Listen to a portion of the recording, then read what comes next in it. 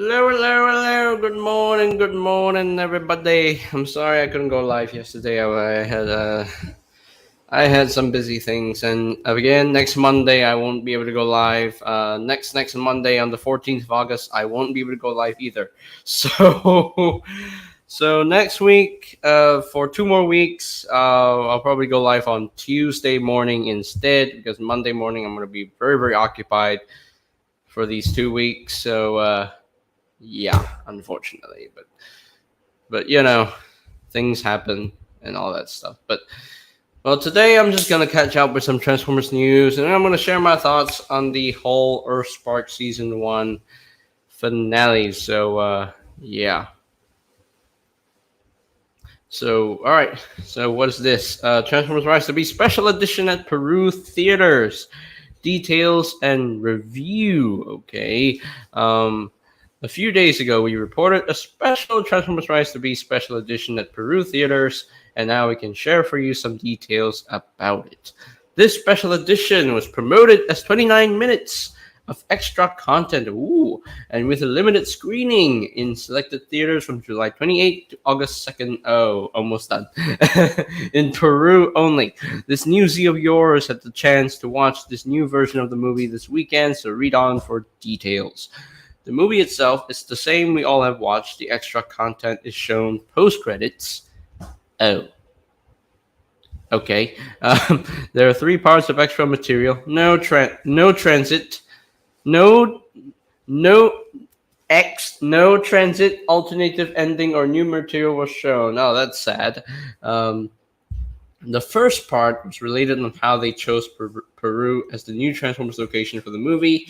Interviews with Stephen Cable Jr., Lorenzo, Michael Bay, and more. A lot of behind the scenes of the filming in Cusco, Machu Picchu, and the jungle. Special remark on how difficult it was to was to shoot in Peruvian jungle. Second part was about special effects and how the action scenes were filmed.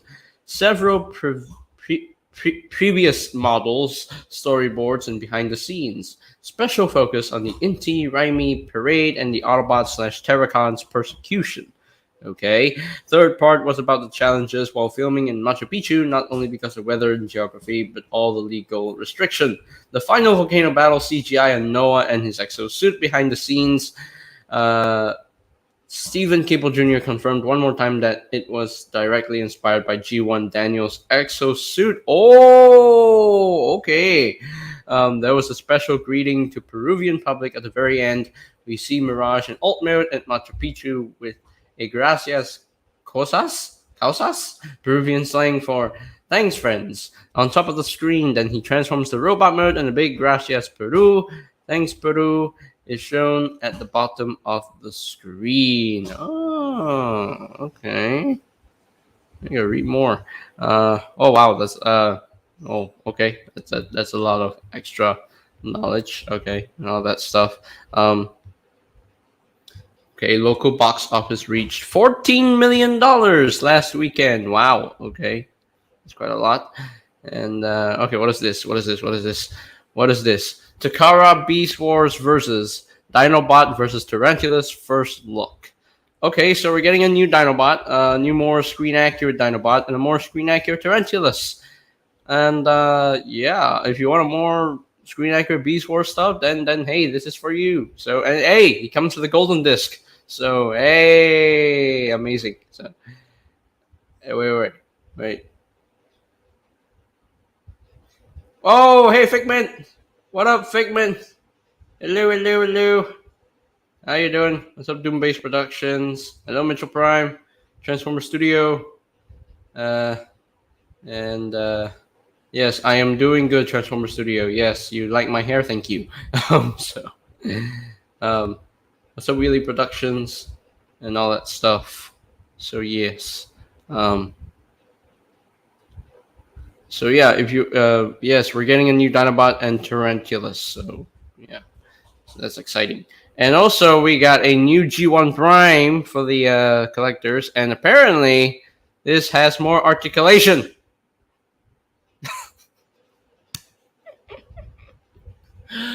This is insane. I've never seen this much. He has ankle tilts. Hooray. He has knees. Okay. He has hip articulation. He even has the matrix in him. What? He has outward arm movement. He has elbows. He has hand movements. What? Open and closing hands. Okay. Head movement. Okay. Thigh swivels. Okay. But yeah, this is interesting. I didn't think that a G1 toy would be super articulated. But hey, we're getting one. So that's interesting. Very, very, very, very interesting. So, but hey, very, very nice. So very, very nice. Didn't think that we would get it, but hey, we got it. So what Figment? What did you get? No, you got you got Studio Series Optimus Prime Figment. How dare you? How dare you? I'm jealous. I'm super jealous. He's not restocked yet. We just reached August. We're like on the 1st of August. Some people are already getting their Prime. I am so sad. I am so. Wheelie Productions, Doombase Productions, and Transformer Studio. Um, you might want to not pester me and letting me join you. Letting no and letting you guys join me. Um, yeah. So you might not want to pester me too much because what if today is a solo stream? Because you wouldn't know. I mean, I wouldn't know. Because how am I supposed to know that today is a solo stream or group stream? I don't know. So don't don't pester me. You know, I'll add you if I can add you. If I add you, then I will add you. If I don't, then just go with it. So so apologies. So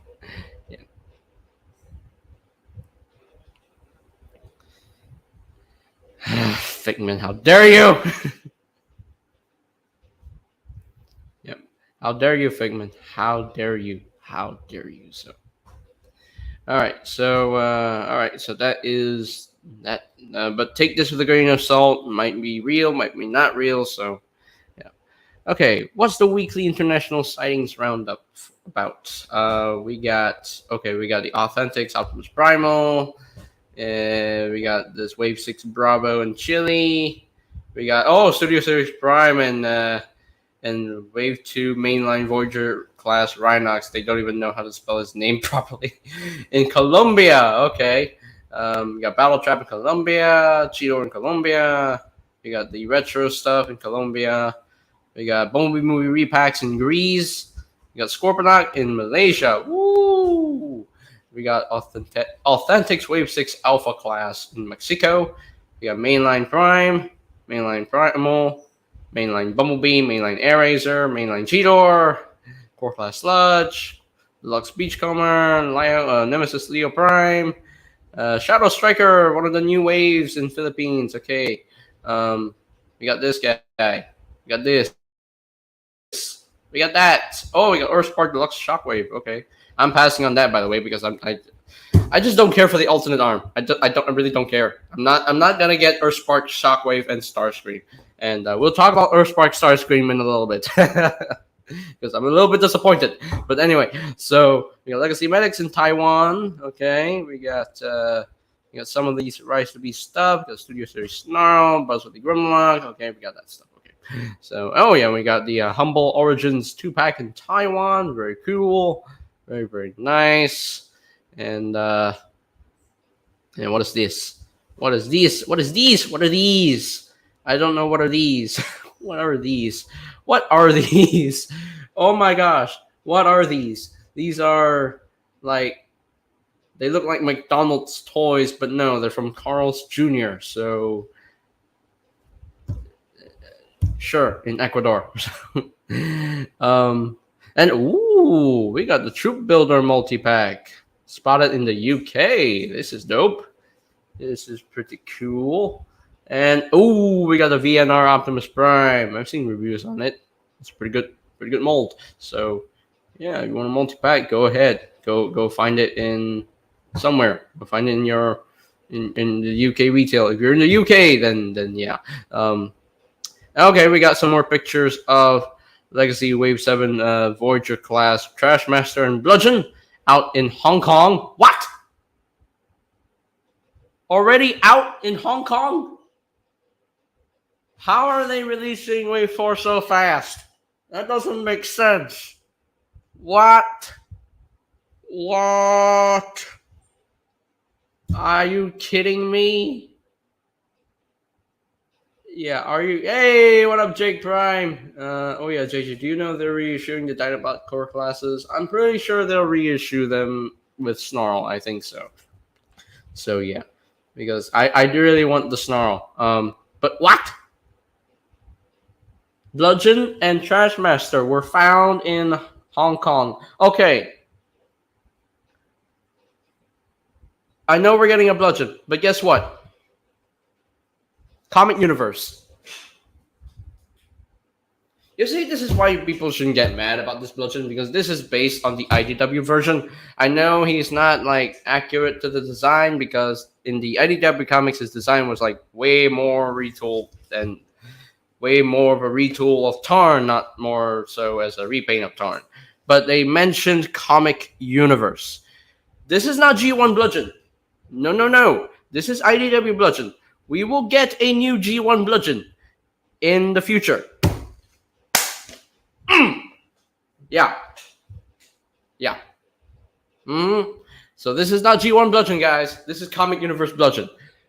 We should know that. We should know this by now. Yeah.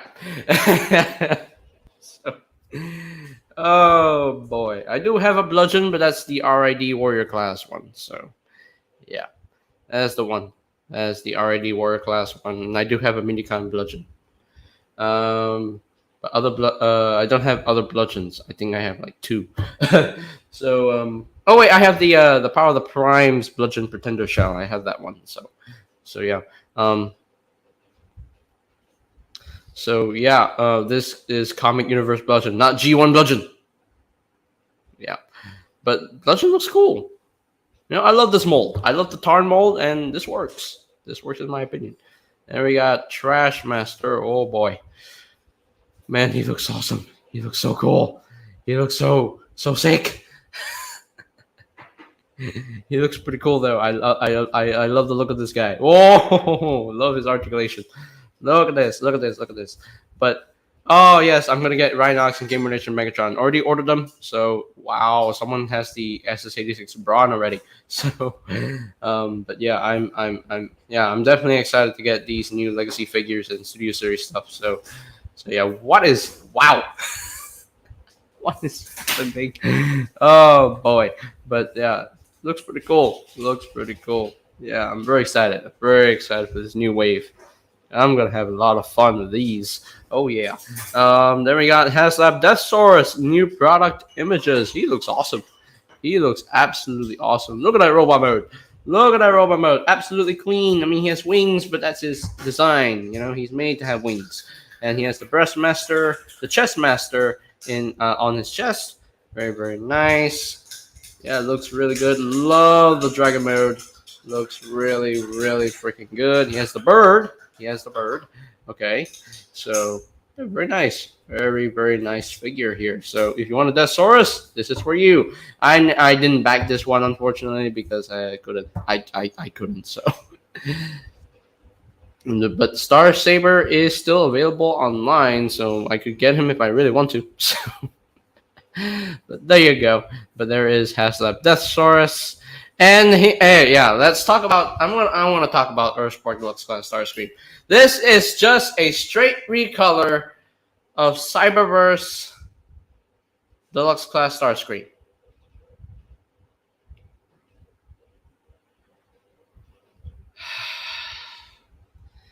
And you know what? Starscream was never supposed to be part of the build a figure thing. He comes with the same part that Shockwave came with. and that ultimately just changed my decision on Earthspark Deluxe Shockwave. And now looking at this, come on, Hasbro.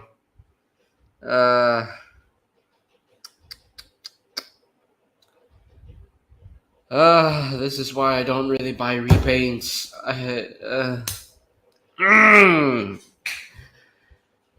The alternate arm, I just don't care for. Okay, I really don't care for the alternate arm. So I'm passing on Starscream and Shockwave completely because I have the molds, and I kind of prefer the Cyberverse version. So,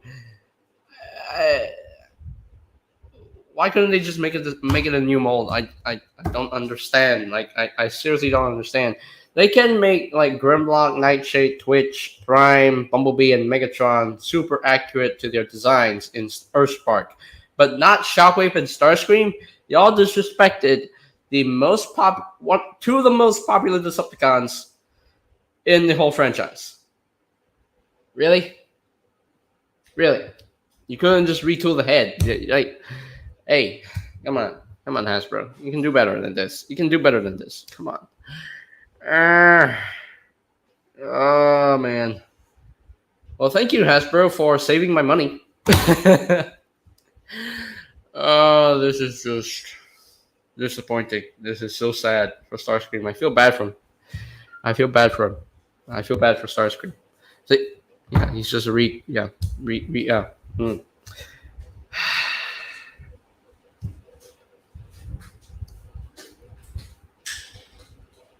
Yeah, I'm gonna skip on this one. I don't even honestly. If I wanted to remake my Shockwave video, I might as well just redo my Cyberverse Shockwave review. So, but for the rest of the Earthspark figures, I'm definitely gonna get. Prime. I'll get Grimlock. I'll get Nightshade. I'll get those three. I'll get the other three. Earthspark, Shockwave, and Starscream. I'm just gonna pass. I'm gonna save my money. So save my money for more important things like Studio Series and Legacy. So thank you, Hasbro. Thank you. Oh man, but I mean, hey, if people like the deco on this figure, and if they don't have Cyberverse Starscream, then sure they can buy it. But do you really want to buy Starscream and Shockwave just to have like two same arms? No, right? So yeah, I'm just gonna skip on this one. I just want good toys of Earthspark figures, and they've already made 6. Why not Starscream and Shockwave? Like, seriously, just lazy repaints? Really? Oh well, it is what it is. So. Oh, look at this! We got the Hong Kong Transformers Fan Expo here. So we got a lot of images to go through. Okay, so we got these. Woo! Look at this! This is awesome. This is absolutely freaking awesome. Look at the 5 Gamer Edition figures up there. They look so good together. I can't wait to get my Megatron. I already have the Bumblebee, Prime, and Barricade. I can't wait to get Megatron, and I can't wait to get Cliff Jumper. So then we got the Legacy shelf here.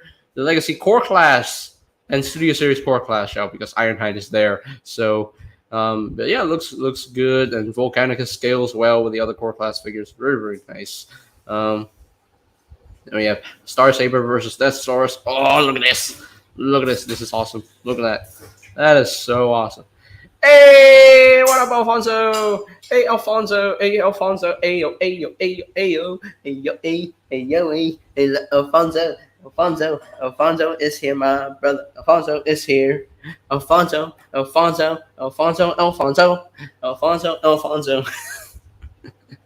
So we got Core Class Snarl we haven't gotten yet. Yeah, he's not out yet. So I'm hoping to get him soon. So yeah. I still need that Prime. And we got the Titans. Oh, the Titans. We got the Titans. We got some of the new Studio Series 86 stuff and the Legacy Insecticon Bombshell. And yes, the Nemesis. Arc and the what's his name? Forgot the Blue Omega Supreme repaint. I totally forgot. Then we got the Shadow Glass stuff. We got the 2-packs. And look at that Nemesis ship. Oh, looking sick. Then we got a Rise to the Beast area. Woo! Woo! Look at this. Oh, man. And we got some Masterpiece. Good. Oh, wait, no. Not Masterpiece. On the right here, that's the Kingdom repaints of Primal and Megatron with more screen accurate retechos. And we got the Camera Nemesis Prime. We got Masterpiece Hoist. And we got what? Whoa. We got a prototype of the Space Roller Optimus Prime. I would love to get that one if it's not expensive. We got a Masterpiece. What's his name? I forgot. Raiden? Is it Raiden? I think so. I don't know. I'm not too familiar with the train Autobot train combiner, so I forgot the name. So oh, Guardian Robot, that's his name. That yeah. Damn, no dance for me, JJ. Sorry, guys. Yeah, we got the Lunar Cruiser Prime. Looks pretty cool. Then we got a more screen accurate echoes of Primal and Megatron. It looks pretty good. Oh yes, and yeah. And what else we got here? Potential Armada Wheeljack. Anybody? So, yeah, we got lots of these pictures, all that stuff, and look at that Unicron right there, and that's Bumblebee in the air, Eraser flying. If she was still alive, she's carrying Freezer, that's Mirage, the mainline Mirage, and they're using the Rise to Beast Prime in that all dirty paintwork, and that's awesome. That's amazing.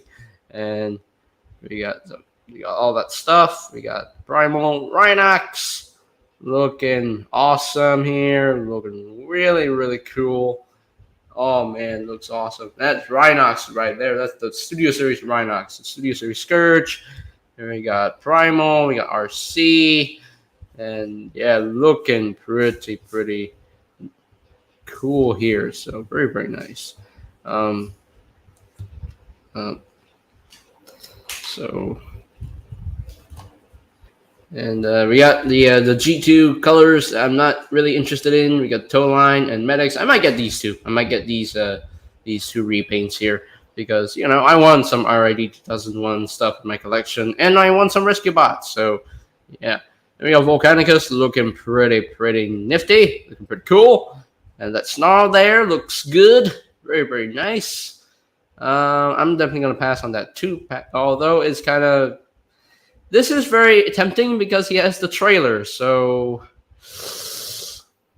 I must resist. Okay. Yeah, very, very cool. Very cool. All right.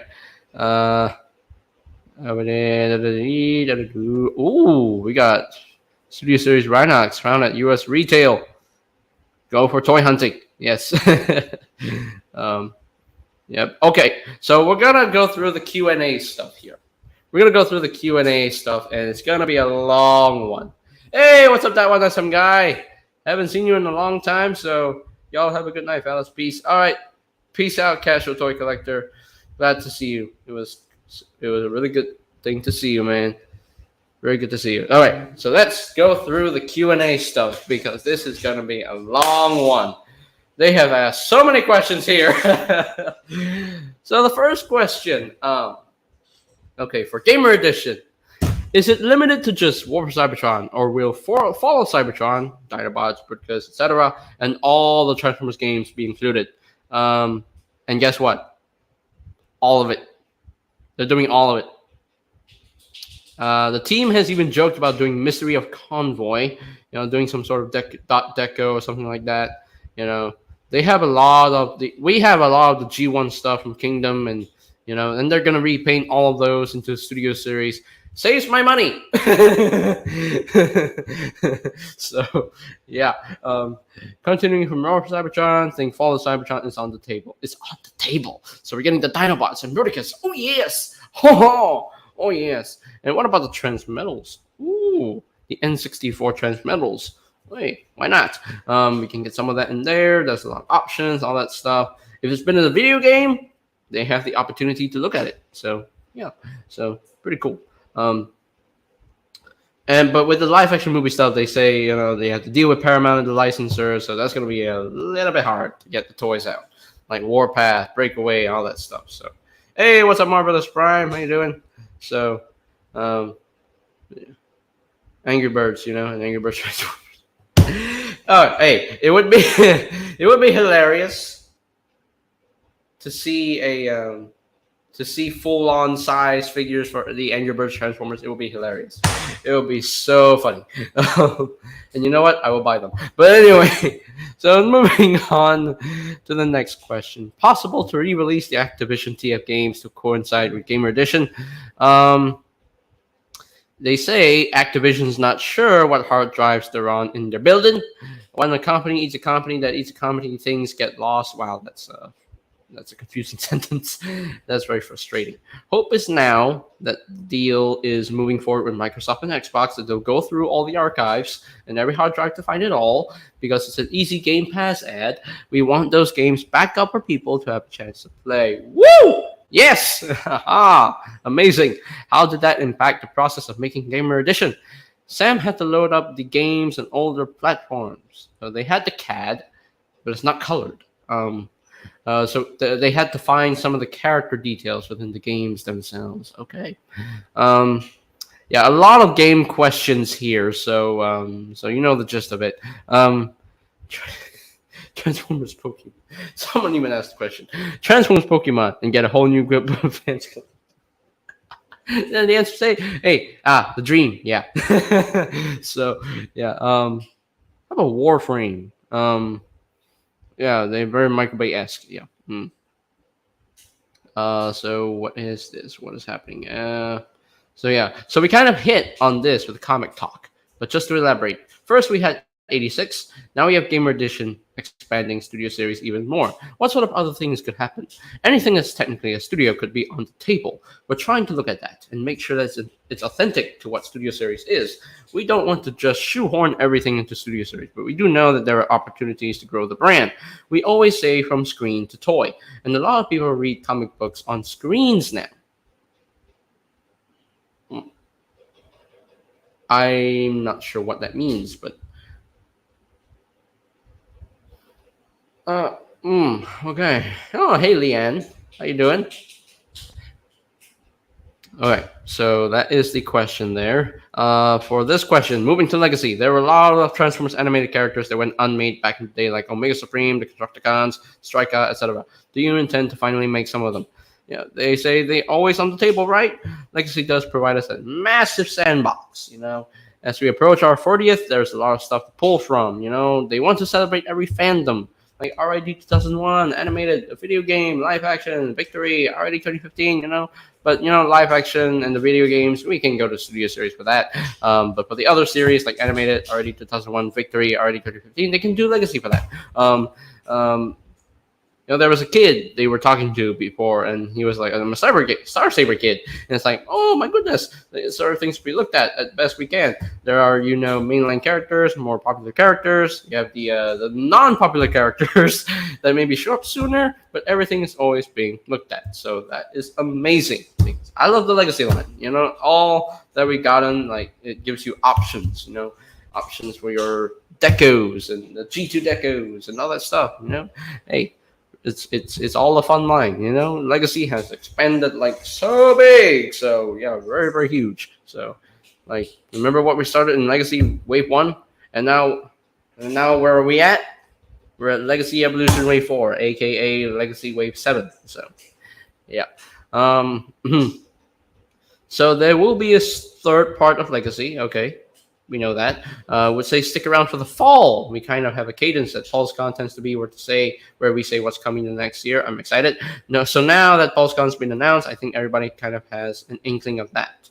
Clearly, we got the Legacy Wave 4 fan stream out there. We wanted to make sure to do that because they were starting to leak. Studio Series Wave 4, we finally finished the panel. We want to get those out so that when we hit PulseCon, we're looking towards 2024. It's going to be fun. Oh boy. I can't wait for the PulseCon stream, guys, because there's going to be a lot of awesome reveals like Studio Series and Legacy stuff for next year, and that's going to be, oh boy. That's going to be hype. There's going to be a lot of hype. All right, so I'm not going to go through all the questions because I'm just going to go through the ones that are kind of important for us. So let's do the one-on-one with Evan and see what he says.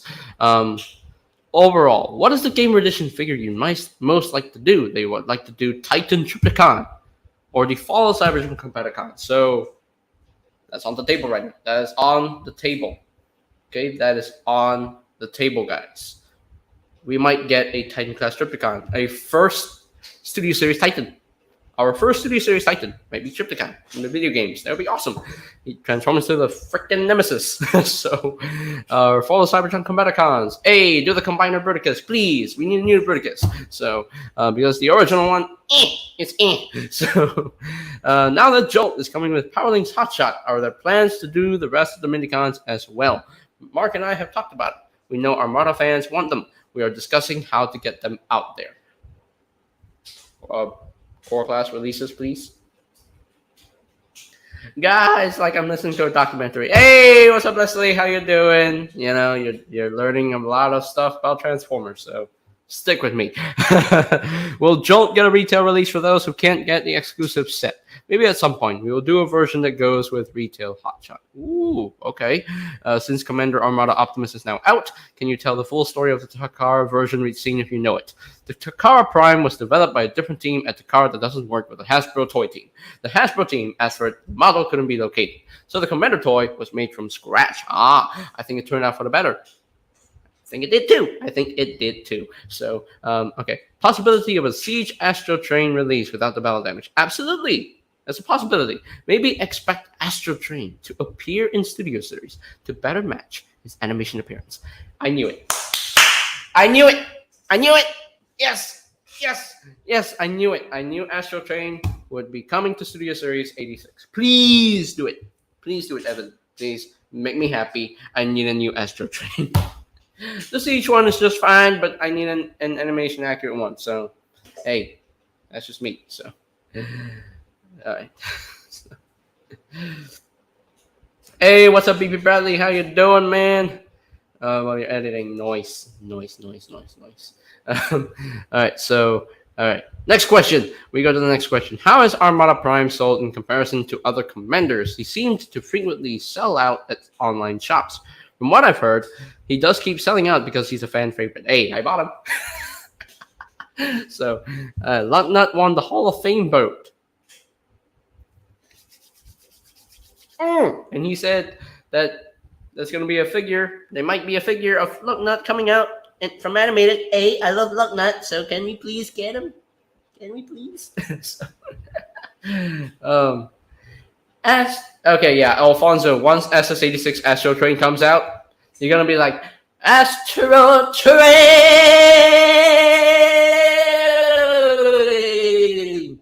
So,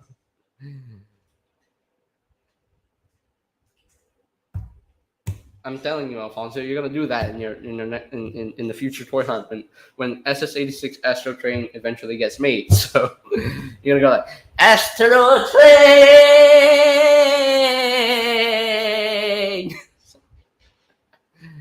You're gonna do that, I'm pretty sure. So, Well, who do we have there? Hello, Faded. What's up, Faded? What's up, my guy? So. Titan Nemesis seems to be opening the door for bigger Fembot figures. So what other things would they like to do? Maybe like a new Voyager Alita or Leader Striker? Yes, we've done Alita before at Voyager scale as part of Power of the Primes. But one of the things we'd like to do is revisit RC as a Voyager in Studio Series to compact her backpack a little better. Okay, Evan, please, come on. Evan. We already have a good-looking Studio Series 86 RC. Do we even need another one in Voyager class scale? I don't think so. Like, I honestly don't think so. It's good enough, you know. It's meant to be a deluxe. It's supposed to have the backpack, you know. I, it's good enough. Don't make me buy another RC, please. So, Evan, please, Evan, Evan, come on, Evan, come on, come on, come on. So, uh, anyway, um, will there be another version of IDW Orion packs? Think the Warper Cybertron Prime mold would work well as a base to get that buffer super top look. Yeah, there's always going to be more Primes. Pretty safe bet of more Orion. Woo! That's going to make me and Alfonso happy. So, more Primes, more Optimuses, more Orions. You know, the same dudes. Will there be Studio Series Transformers 1? Certainly counts as available for Studio Series. Oh, okay. Oh, well. Okay, well, how about a more accurate Cybertron Optimus Prime? I think so. People love Leo Breaker and Cybertron Wing Saber and their combination gimmicks with Cybertron Optimus. Yes, I do. I do love them. And I think it would be good to revisit that. Thank you, please. I would like to fight to make that happen. Yes, thank you. Please fight. Okay, please fight. I never got the Siege version, so do an accurate one, please. With all the combiner gimmicks. All the combination gimmicks, please. Thank you. The newer legacy Transformers Prime and Transformers animated figures like Skyquake and Prowl being more faithful to their original designs than the initial TFP figures has gotten good feedback. It's the plan to continue with this and maybe lean into it even more. And they said we found a good balance of styles and found that the animated Prowl would look good alongside a Generations G1 Prowl.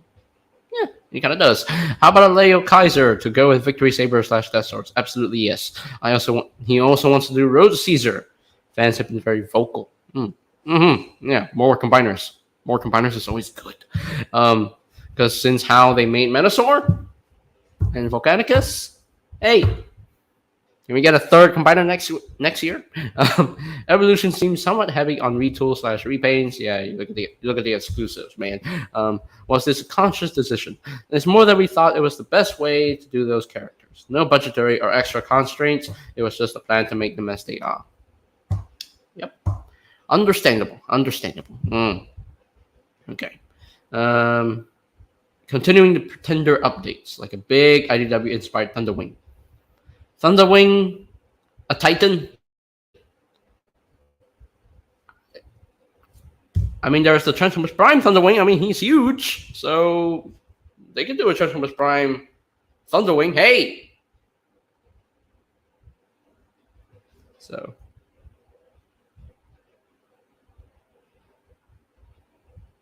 Half of these, I don't think they should waste time on, to be honest.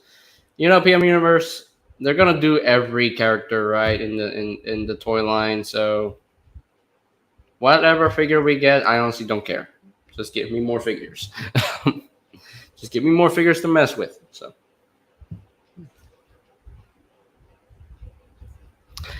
anyway, so future Pretenders follow their original sizes. Perhaps. Depends on where we can make them in the line. Metal Hawk we made bigger. If we made the others that go with him, they will likely be in scale with him. Okay. Transmetal something that are interested in diving into more. We are, and it's more likely we would have to go with the spray metallics than vacuum chroming. Spray metallics. Okay, they have to do that. Polar Claw appeared in the piece of early Kingdom artwork, but obviously he never materialized. Is there any chance he could be revived? Beast Wars fans would love to see him. It's possible, he said. Okay, cool. It was decided release-wise that it makes more sense to do a Voyager Tigatron than Polar Claw at that scale. Okay. There were team transitions that happened. Okay. How about the unmade fossilizers? Okay, entirely possible. He said entirely possible. Never really part of the plan. Okay. So that's possible that we might get the unmade fossilizers, the rest of them. Okay.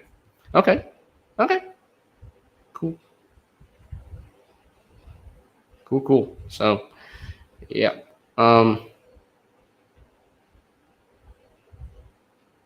Rumor 86 Optimus Prime. I'll talk about that in a little bit. So, I haven't gotten there yet. interested in doing more toy-only characters in general. We get asked about making new characters, but there are also a lot of legacy characters to work through. But we would like to bring in more newness. Oh, okay. Would Beast Wars Torka be someone they're interested in doing, maybe as a leader or even commander? Torka maybe always a possibility. It would be nice to do fusers. Oh, please do Quick Strike. So, there are plans to re-release Legacy Cosmos. Yes, they plan to re-release him at some point. Okay, so they plan to re-release Cosmos at some point. So I guess he's not discontinued. Okay. Thankfully. Okay, so they said the only issue with combiners is that they are a lot of work. Working on Menasor was hard on Mark, but he's looking to do more eventually. Ooh, please do this. New Superion, new Defensor, please. Will we see Machine War stuff? There's hope for that. Okay.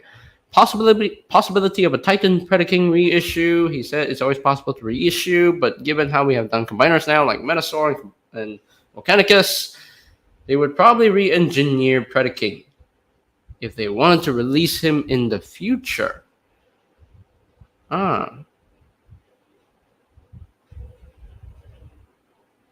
Okay. All right. That's cool.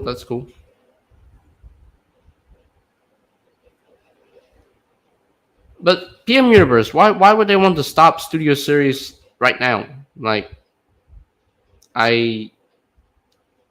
Because Studio Series is doing really well, honestly. Like in the 86 subline, they're doing really well.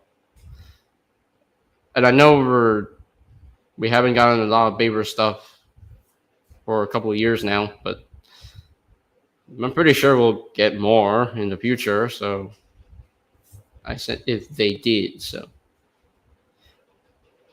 okay.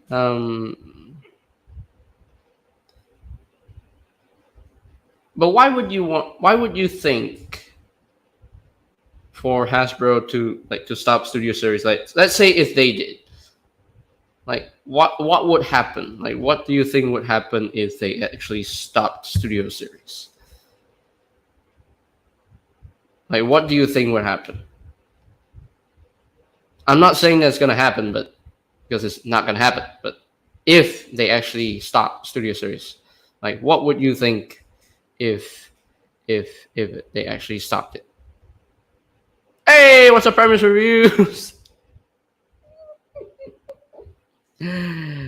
What up, Primus Reviews? Hello. What up, Frankie? So, how you doing?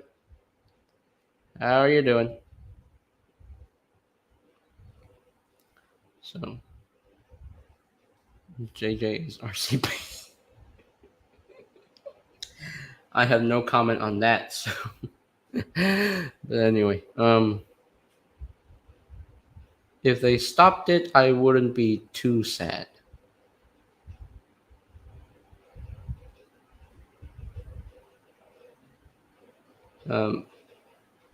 Maybe TFP movie, yeah, Predacons Rising, yeah. We have other lines like Legacy. Yeah, but if Studio Series were able to be stopped, if they had stopped Studio Series, the only main line would be Legacy. So,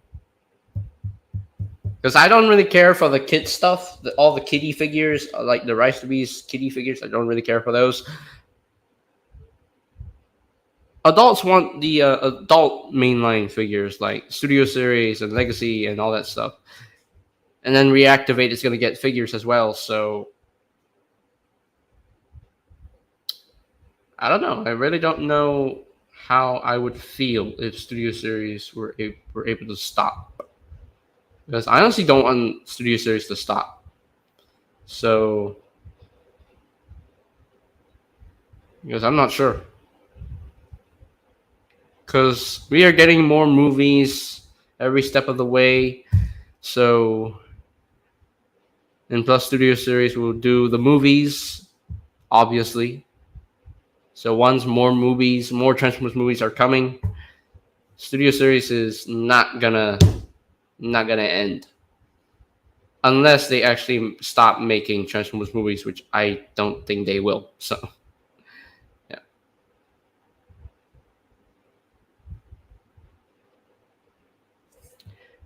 I think PM Universe. I think it would be better if you just focus on the positives and not focus on the negative side, because right now it kind of looks like that you're focusing on the negative side too much. Bring it back a little bit and focus more on the positive side. Like, be happy that we're getting all of these characters in toy form. Yes, sure, some of them might not be as great as they could potentially be, but we're still having fun. We're still having fun with all of these wonderful figures. You know, without without Studio Series, we wouldn't have gotten like figures like movie Grimlock or a new movie One Megs or the Devastator Combiner. Um, and so yeah, so yeah, because without yeah, it's basically that. So um, JJ, I feel like the Studio Series is kind of dying since '86 is just more G1 instead of movie stuff. I don't think Studio Series is dying though, because '86, I love the '86 subline. I love the '86 subline. Um, like I got a really good G1 RC. This is the best one ever. Coronation Starscream, Hot Rod, Red Guard, Junkie. I love the '86 subline. It gave me like characters I've never owned in the past. So yeah. Anyway, let's continue. But anyway, because we got a lot to go through here. Overall, what are the legacy figures you most like to do? If you'd like, choose one from each universe you can think of. So Evan said, for IDW, like Pharma, Evil Autobot Science. That is the one I'm very curious to know about. Who the heck is Pharma? I'm gonna read it. Apparently he's an evil Autobot. Apparently, it's what? He's an evil Autobot. Are you kidding me? An Autobot? Not a Shattered Glass Autobot. Just a normal Autobot. And he's just an evil dude. What? Okay.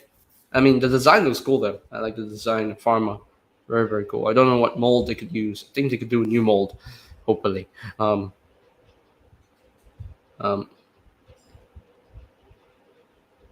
I'll be happy when we get an 86 swoop that's not core class. Also, 86 Ultra Magnus is fire, yes.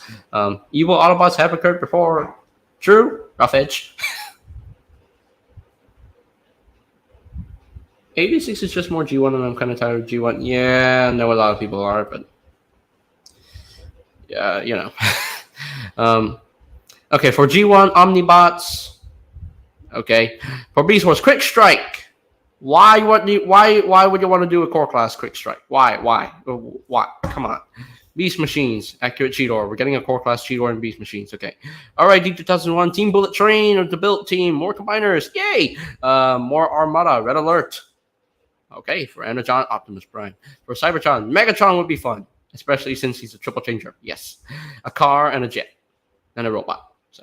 So for a new Energon Optimus, would he still have his trademark chunkiness? Well, it's certainly iconic. Okay, so yeah. New figure to have good articulation. Okay, thank you.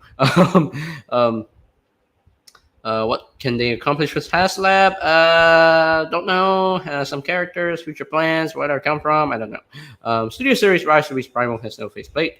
Could we get an alternate head with one? So here's the answer on why he has no faceplate. There's definitely in the cards in the future.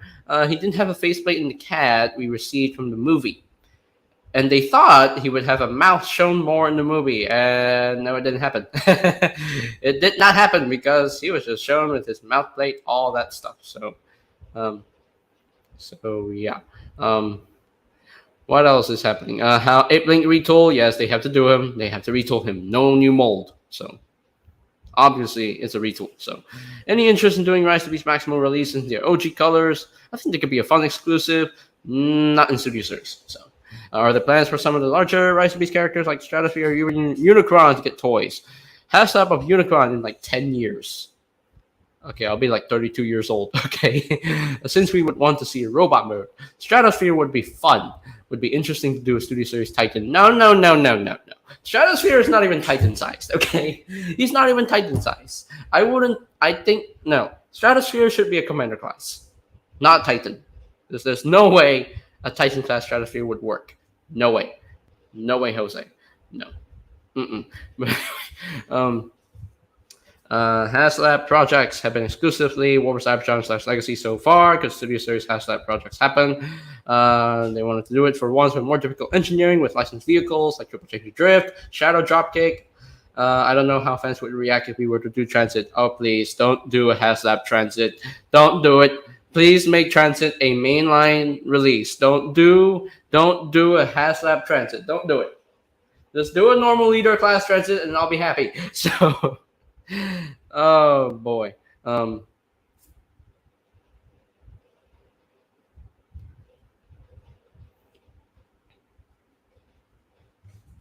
Okay, since Studio Series Commanders now exist, have you considered redoing Age of Extinction Grimlock as one since he's so huge in the film? Or how about the other Dinobots? The Dinobots, we've talked about it, but we think Commander class would be inaccurate when it would be too small. Are you sure about that? Because leader class Age of Extinction Grimlock is pretty big on his own. So, I mean, look. I mean, like, come on. Look at that dude. Look at this dude. He's huge. He's a big boy on his own. So, do we really need Commander class Dinobots? I mean, do we really? I mean, that would be better, but Titan class Dinobots? Really? Really? Do we need Titan class Dinobots? I don't think so. No, we're not gonna get that. No, Titan class Dinobots. No, that's way too impossible. No, Commander class that works better, but Titan class though, no. Maybe Scorn could be Commander class because he is a little bit bigger than Grimlock and Robot mode. So yeah, but yeah. What else? What led to the creation of the separate Rise to Beast mainline Deluxes / Voyagers? The kids-oriented line was exclusively based off concept art we received. Okay, for Studio Series, we got more defined CAD models, but they updated them in the movie, and our figures were already so far in production we could not change anything. Okay, does Rise to Beast Eraser have a robot model, or were the toy ones something they created? They created the toy robot mode. Okay, they created the robot mode. It was not provided by the movie studio. So Eraser's design in Rise to Beast was not designed to transform. Okay, now I get the full story. Could Paddle, Scorn, or any of the other newer Dinobots happen after the 86 Dinobots are done? They would continue to be in Legacy, and we would need to determine more G1-ified versions of their designs. Okay. Overall, what are the Studio Series figure you might most likely to do? For Baber, sizing and scale-wise, Movie Ratchet needs to be a Voyager's class. I don't know about that. For 86, definitely Optimus Prime. Okay, that could be cool to see. I mean, Earthrise Optimus Prime is still a good Prime, but I think it could be better. So definitely. So 86 Prime, I can see that happening. Minions like the Scorponauts. Ooh, we're getting a Scorponaut next year, so yeah, I'm very excited for that one. Do more Decepticon Commanders, because Commander has been pretty Autobot heavy. Hey, guess what? The only Decepticon Commander we only have is Mortal Master. The rest of them are Autobots, because Optimus Prime, Rodimus Prime, Skylings, Jetfire, and now Ultra Magnus. Oh, yeah, all Autobots except for Mortal Master. So sad. Takara seems to be doing their own versions of some figures again. Will this continue? Yeah, something that can also happen.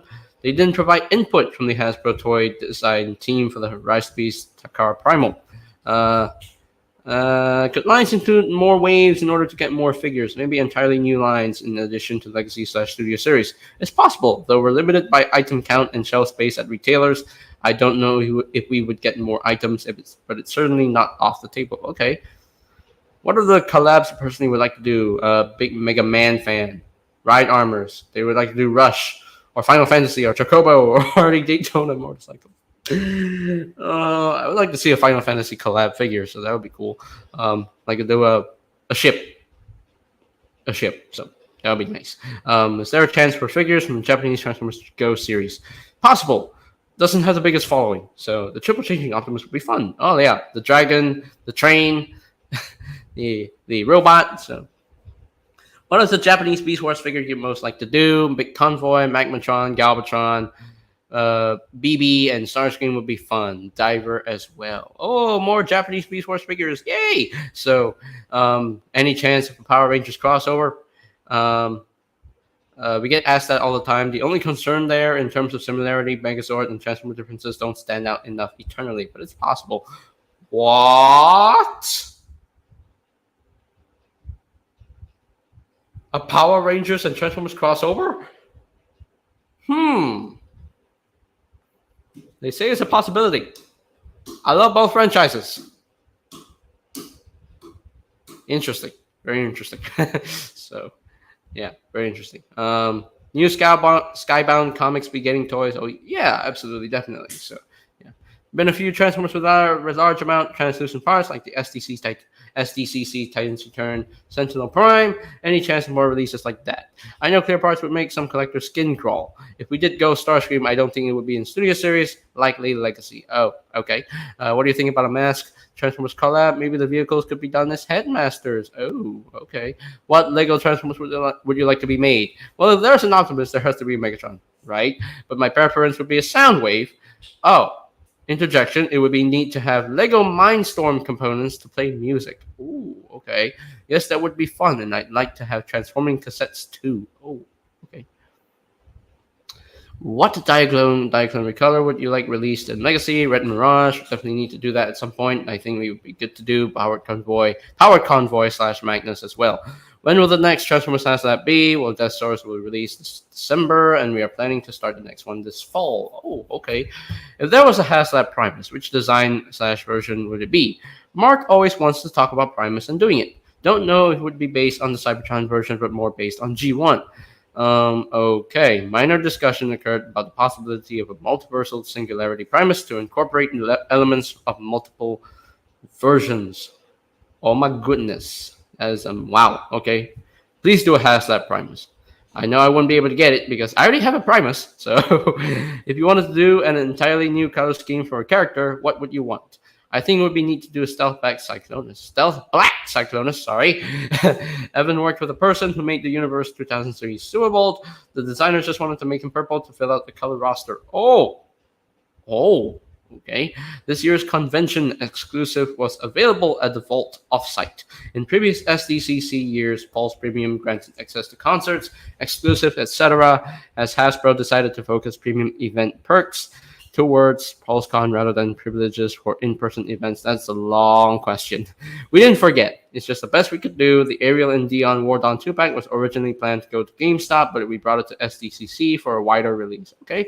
If there was a Sonic / Transformers collab, which of Eggman's egg machines would you like to make? Well, I think I would definitely want to get in Eggman's standard flying ball Eggmobile, perhaps make it a pseudo headmaster and plug in his other mechs and combat vehicles. Hey, I'm not sure if BB Bradley is here. Hey, Sonic / Transformers collab. Collaborative figure for Sonic / Transformers. Yeah. Will Tidal Wave come from the Titan Nemesis mold? No, there was never a plan to retool Nemesis into Tidal Wave. Oh, okay. Will there be more figures that can transform into weapons for Titans to wield? I'm pretty sure that Tidal Wave will be a commander class, Yeah. Anyway, the last question is, will there be more figures that can transform into weapons for Titans to wield? I think it's possible. We haven't done one since Black Zarek. We also did 6 Gun for Metroplex. On that note, I think we need to do a new Metroplex so he can have ankle articulation. Yes! Do a new G1 Metroplex for the fans, please. So, alrighty. Yeah. So, and that is all the questions, folks. That is all of it. I know there has been a lot of questions here, but yeah, Evan has showed us like a lot of possibilities, man, during SDCC. And oh, let's show off the Megatron, the gamer Megatron in hand images here. So looks looks pretty good. I like the look of it. Hey, that's cheating. That's the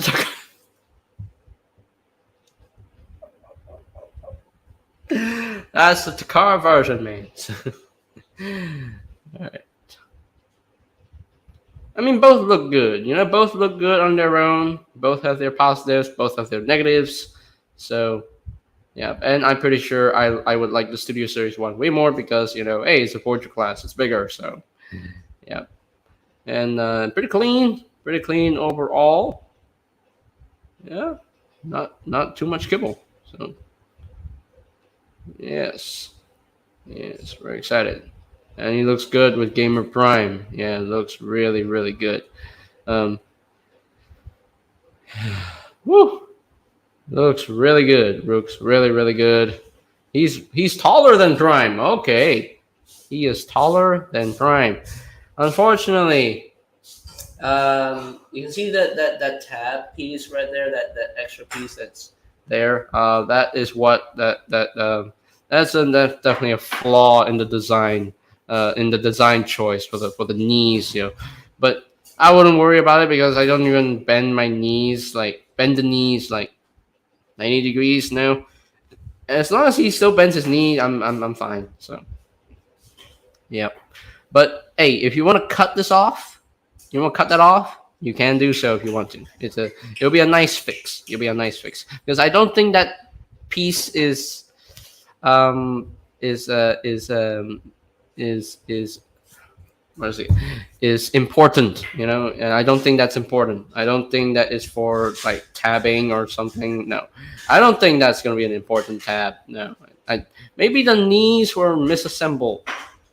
If they were like backwards, maybe it would be better, but I don't know. So yeah, Alfonso, what? But yeah, so we got the tank mode looking pretty cool, and yeah, I really like the tank mode, and I'm pretty sure I'll have fun with this figure because the transformation looks pretty cool. I think the transformation would be fun. So yeah, the tank mode looks good. Tank mode looks good, and if here's the fix for it. Some people have cut it off, so and gave him better knees. So you can see, yeah, gave him better knees. So if you want to do that, if you really want to do that, so yeah. And there's the instructions there. So I'm pretty sure I'll have fun with the transformation for this guy. And yeah, look at him bringing that cool pose. Looks good. So it looks good. Alfonso, this is Optimus Prime. Transform and roll out. So yeah.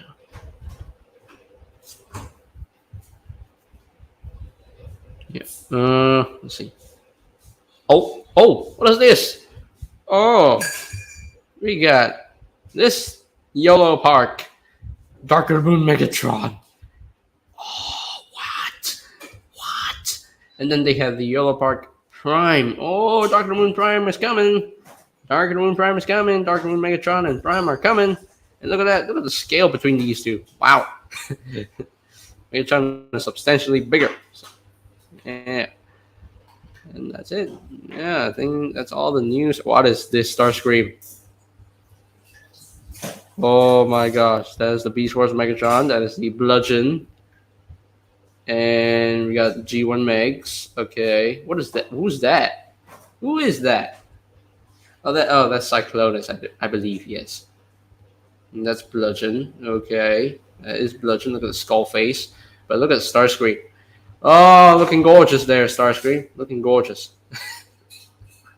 Looking gorgeous there. So, okay. Cool. We got Classic Heroes team like Rescue Bots, Tank Starscream. Got Tank Megatron. Got Starscream. Got Prime. Got Megatron. Okay. Got the Kitty, the Rescue Bots versions of the Decepticons. Okay. Interesting.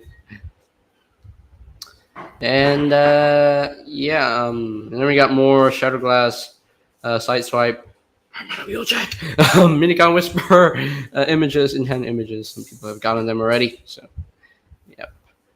All right. All right. So, I'm going to send a link to my boy, to the one and only, Alfonso. Let's get it. Let's bring in Alfonso. Where is my boy? Where is my dude? My man, my good man, my good friend here. Let's bring in Alfonso here. So, all right, sent you the link. Cool. And where's Primus Reviews? Get the man here. Wait, where is he? Where is he? Oh, there he is.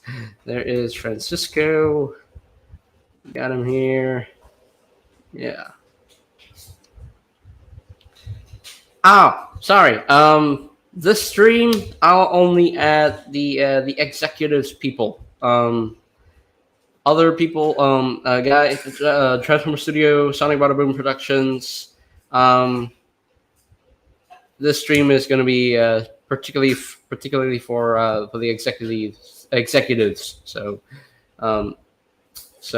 sorry. Won't be adding you Transformer Studio and Sonic Bada Boom Productions this time around. So sorry. So yeah, maybe next time, maybe next week or something. I don't know. But, yeah.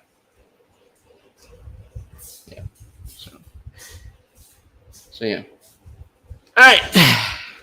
So I'll just wait for Alfonso to arrive.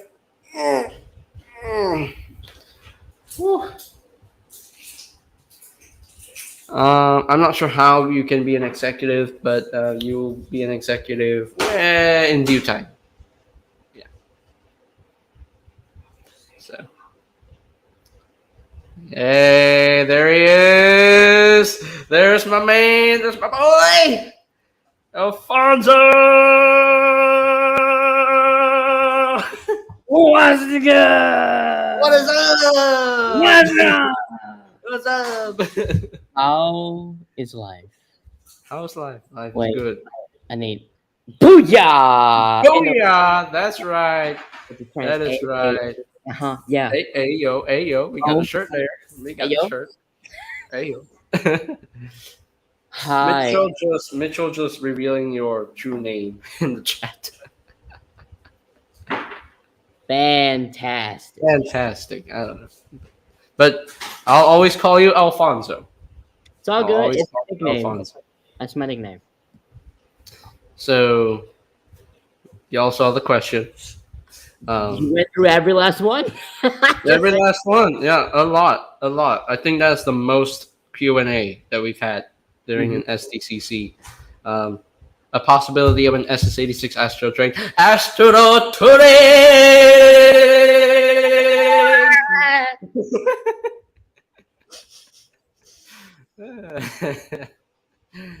Oh, boy. Yeah.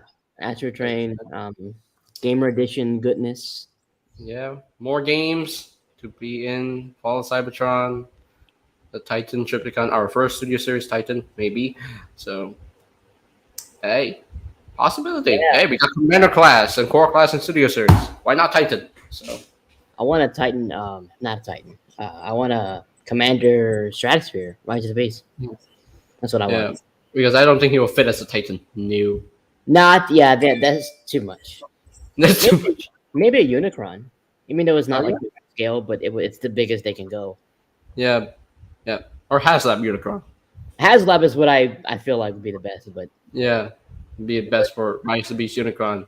But it'll be painful for the collectors because he's gonna be all spiky and all sharp and all that stuff. So it's gonna make people eat. like the Trypticon, Fall of Cybertron, the Planet X. Hey. Oh, That's the background is given. Oh.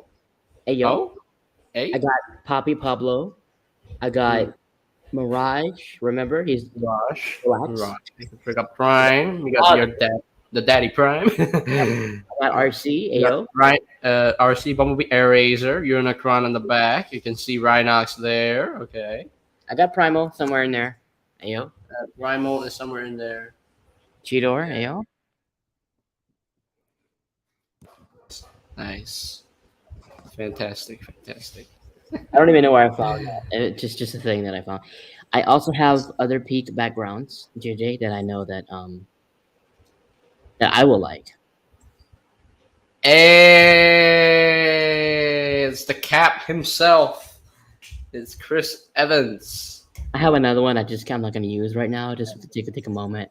Did you see the Avengers cast singing like a parody of the Brady Bunch theme? I did. That was Uh, fantastic. and Chris Evans was singing "One Fight in World War II" with his mustache. You know. Hmm. It was Yeah. amazing. It was life changing. I'm not the same actually. I'm still in the recovery. Once a crew, once a former Russian spy, a god of thunder, one fight in World War II. All right. Yeah, it's that's such an awesome parody. Yes, it is. Oh boy. The bio. Um, JJ just you said and that. I, you and I are still waiting to find our Prime, our Rise to Beast Prime. Ah! And I'm still waiting for a restock in my country. I have been looking forever, actually. Once he's restocked, I'm just gonna immediately order him. No backseas, no holding back. Just immediately press the button of ordering. So Order him. yes. I agree. I think you should do that. Hmm. I'm trying to find him in the store because Toy Hunt. You know, at least I got Rhinox and Gamer Edition Megatron on the way. So yeah. That's good. Yeah. But I still need Snarl and Core Class Ironhide to finish off the 20th wave of Studio Series. Hey, Because yo. the 21st wave is gonna be very easy because I got the Voyagers done. So now just the deluxes. I'm passing on the Core Class Bumblebee, by the way. I don't need that because I already have the deluxe Bumblebee and I already have Core Class Laserbake, so I don't need a Core Class version of this dude. So although Primus Reviews is not gonna be easy to convince him to, it's not gonna be easy to convince him to get out of Temptation. So Poppy? yeah, Poppy Primus? yeah. Who knows? He might get the Core Class Bumblebee just to have the B collection. So yeah. But yeah, Maybe so. yeah. And yeah, I just need Cliff Jumper and Brawn to finish off Studio Series Way 21, Snarl and Core Class Ironhide to finish off Studio Series Way 20. And now that Legacy Evolution Way 4 is like selling like right now, I'm like, can I just wait, please? Because we all know that Studio Series Wave 22 is coming out like in November or somewhere in October. So can I just spend like, come on. Can I just spend like 2 months to finish off the two waves of Studio Series, and then I can worry about Legacy Evolution? Please, Hasbro, please. So, Uh-huh. but I still need Armada Megatron. I actually found him a couple weeks ago. ah, Didn't get him. Almost did. Almost. Did. hmm. I Hmm. what's your thoughts on Iron Warrior Prime? Looks gorgeous. Mm-hmm. Yeah. You consider Although it. I won't be able to get it because you know, I like to transform my stuff. So But I mean, you have a lot of things that do transform. You can't. I mean, you can't get like a couple things just for display. No. I mean, I have a couple figures. But, That was a plane. That was a plane going over your house. That's what it was. Yeah. okay. So in the title, I did say Earthspark Season 1 Finale Thoughts. So I did see Earthspark Season 1, the rest of it, on YouTube. for free because I don't got Paramount. So thank goodness all the episodes are there, so I can rewatch them however I want.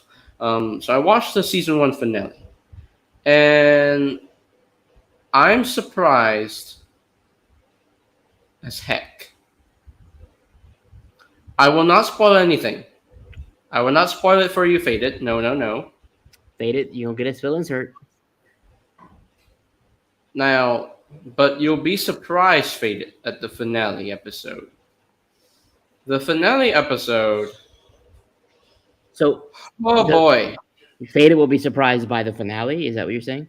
Yes. Yeah. Hmm. Y'all will be surprised by the finale. It Because must be an eventful finale. it did something that a Nickelodeon kids show has never done before. Oh, It did something. And it was so dark. oh, Literally as dark as a Transformers Prime death.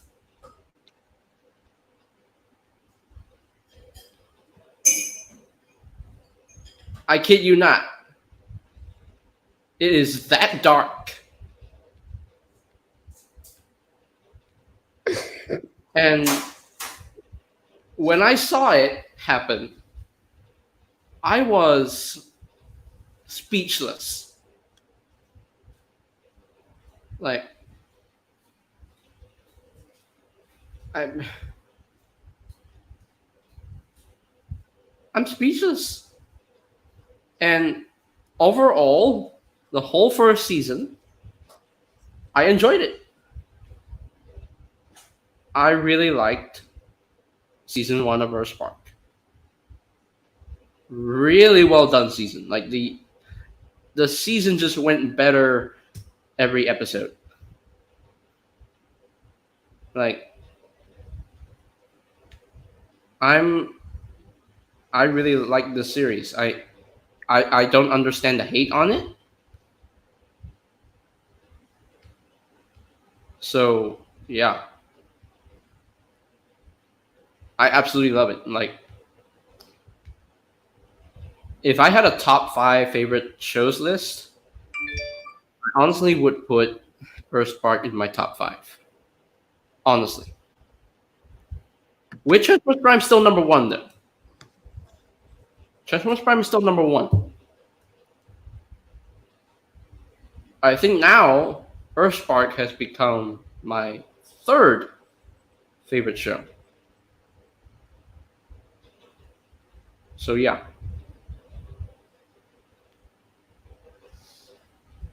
So that's basically my thoughts, non-spoiler thoughts of the Earthspark season one finale as a whole, mm-hmm. and I thought it was really well done. Mm-hmm. I really like the story that was put into it. I like the different dynamics that they put into the show, compared to the other shows. Story that was put into it. Mm-hmm. Ayo.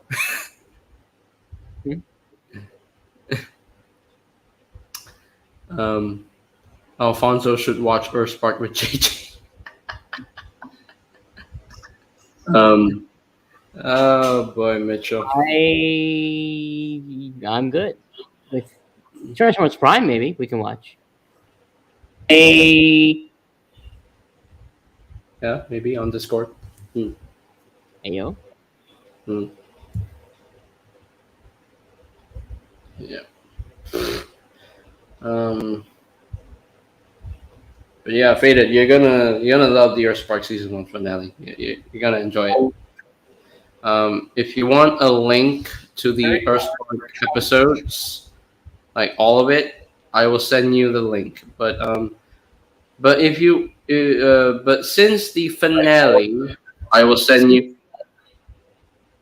Since the finale is blocked in the U.S. only, you might want to talk to TF Addictions for that. So, yeah. Yeah, you might want to talk to TF Addictors about the Earthspark season one episodes, and just download the links for you. So, yeah. So yeah. We need Primus reviews in here. Poppy Poppy Primus. Poppy. Ayo, Primus Poppy. reviews, where are you, brother? Where are Poppy. you? He saw the message. So Poppy. where's Primus? Where is he? We need him. Poppy Primus. We need off. I'm sorry. Where'd you get? What? Yeah. People get us confused. Yeah. Poppy.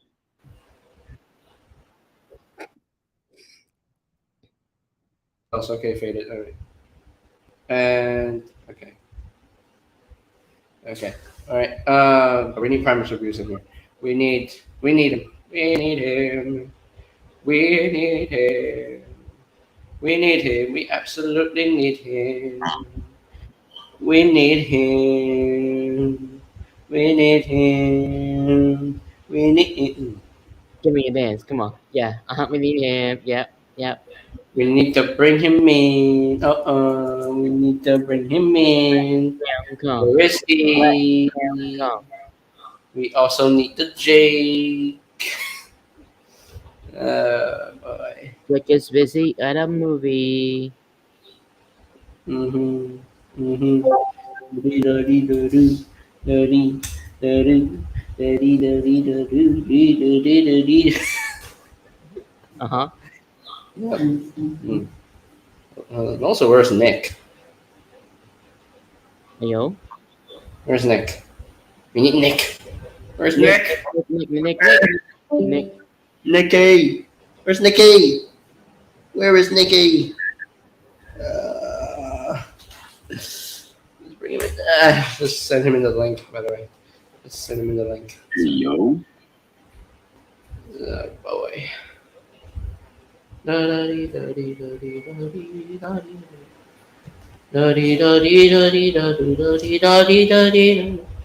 Oh, Alfonso, what did you think about our first commander class in Studio Series for 86 Ultra Magnus? Commander. Very nice. That's so true. That's very true. Your dad and your mom. Fantastic. Well, thank you for you. Fantastic AA fusion. Fantastic. When he promised to come, that Yeah, we need Primus. We need. Where is he? Come on, Primus. Where are you? Where are you, Primus? We need you. We need you. We need you. We need you for this stream, Primus reviews. We need him. We need you. Oh boy. well, I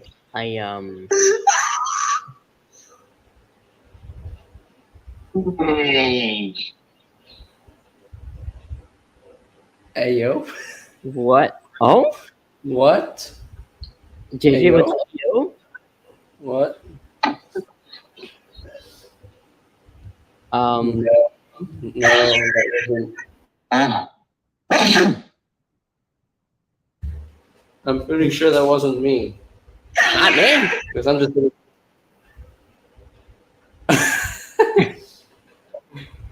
I love. Fantastic. Fantastic.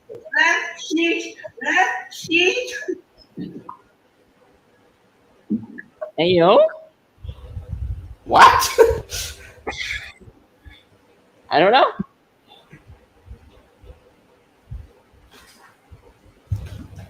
Poppy.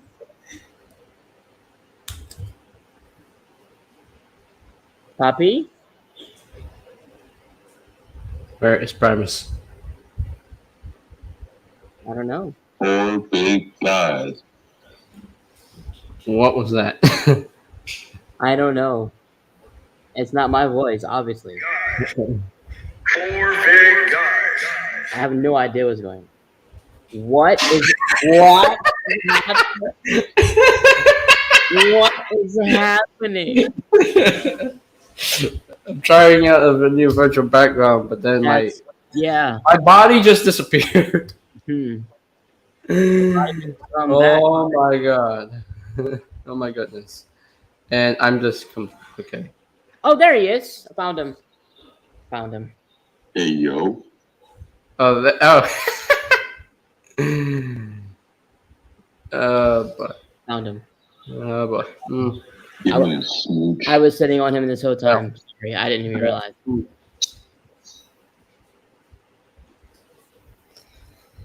Try something. Hold it.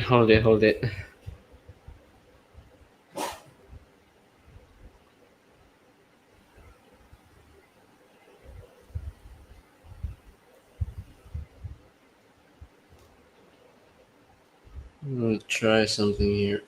Okay, there we go.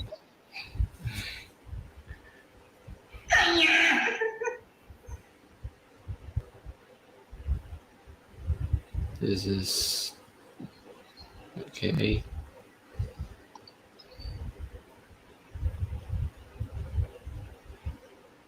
Let's cheat. What is happening? I don't know. Trying out some new virtual background here, so I don't know. And I'm fading through it. So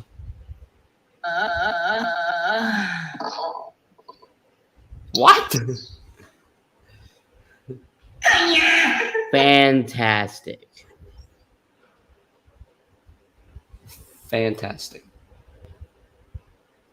Somebody's playing sound effects somehow, like through the mic. Mm. And I only StreamYard. I have StreamYard open, but like that's. Is Primus in Dubai? I don't think he's in Dubai. Is he in Not Dubai? in Dubai. He's not in Dubai. He's not going to Dubai. Period. Yeah, Primus is not in Dubai, Anthony. I don't know what you're talking about. I mean, He could be in Dubai. Who knows? nope. It's not a thing. All right. Okay, guys. So, news update for my subscribers. We just reached 1,662 subscribers. We are what, like 38 away from 1,700, and we'll be 300 away from 2,000. Oh yeah. What? What just happened? That thing is huge. Huh? What is happening? Want me to come? I have no.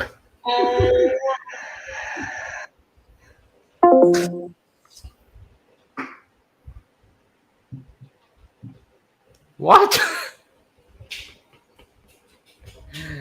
Oh boy.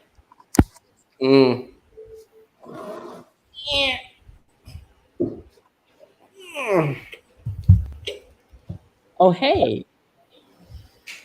Oh, I'm so tired. I slept so late last night. Ayo.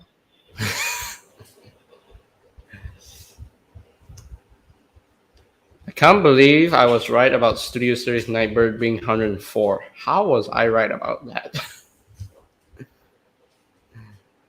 How was I right about that? Like, how? Like, I don't know. You just and lied how about did I know? How did I know that Braun? Huh? How did I know that Braun and Ultra Magnus and Prowl were to be in the 86 subline? What? All right. Fantastic. And he just teleported. Fan right. Hey, we got another one. We got another one joining us. We got Is it Poppy? Is it Pop? Brixmas Prime. Yes. What's up? Yo, it's your boy Mirage. I'm just kidding. We must get to Briximus's house and steal his Optimus Prime. No. This is the job. Is it the Japanese? No, he has the Rise to Be Studio Series bus with 802 Optimus Prime. He just posted his review on it. Okay. At Alright. the Target that I found him, they had two others. That must be nice. Yeah, must be nice. Which speaking, I just got a package today that contains 4 new figures. Hey yo. Four? It's got the Studio Series 86 Brawn, Oh no. Deluxe Class Gamer Edition Cliff Jumper, Gamer Edition Voyager Class Megatron, and the Rise of the How? Beasts Rhinox. How did you get all 4 of them so fast, man? Incredible. I mean, wow. That's It's called Big Bad Toy Store, the GOAT. yes. Yeah. Exactly. Well, I'm getting my Game Edition Megatron and Rhinox, and Briximus here just happens to flex on me. So Low key flex. I'm not Yeah. trying to. But, oh, This time. speaking of Loki, who's hyped for season 2? Oh yeah. Loki season 2 looks pretty entertaining. Yes. Time slipping. I just hope we get to see more of Kang in the future, played by Jonathan Majors. I hope everything works out for him. Yeah. I think everything worked out. I believe everything worked out, but Well, it's just Disney and Marvel haven't given like an official statement or anything yet, so I just hope it did. Yeah. So. Yeah. So, Alfonso, what are you planning on doing now that you're kind of out of your social media break? I guess you call it.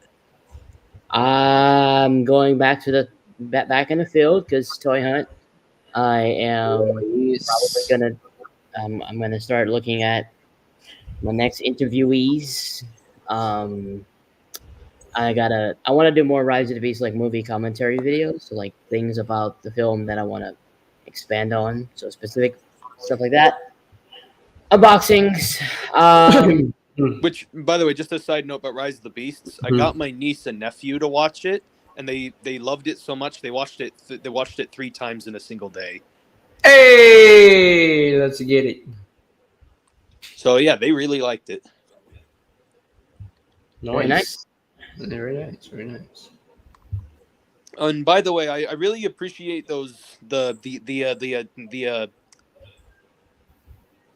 the interviews that you do with people, because I use those as a whenever I don't have any podcast episodes or anything, I usually go and listen to those while I'm doing stuff.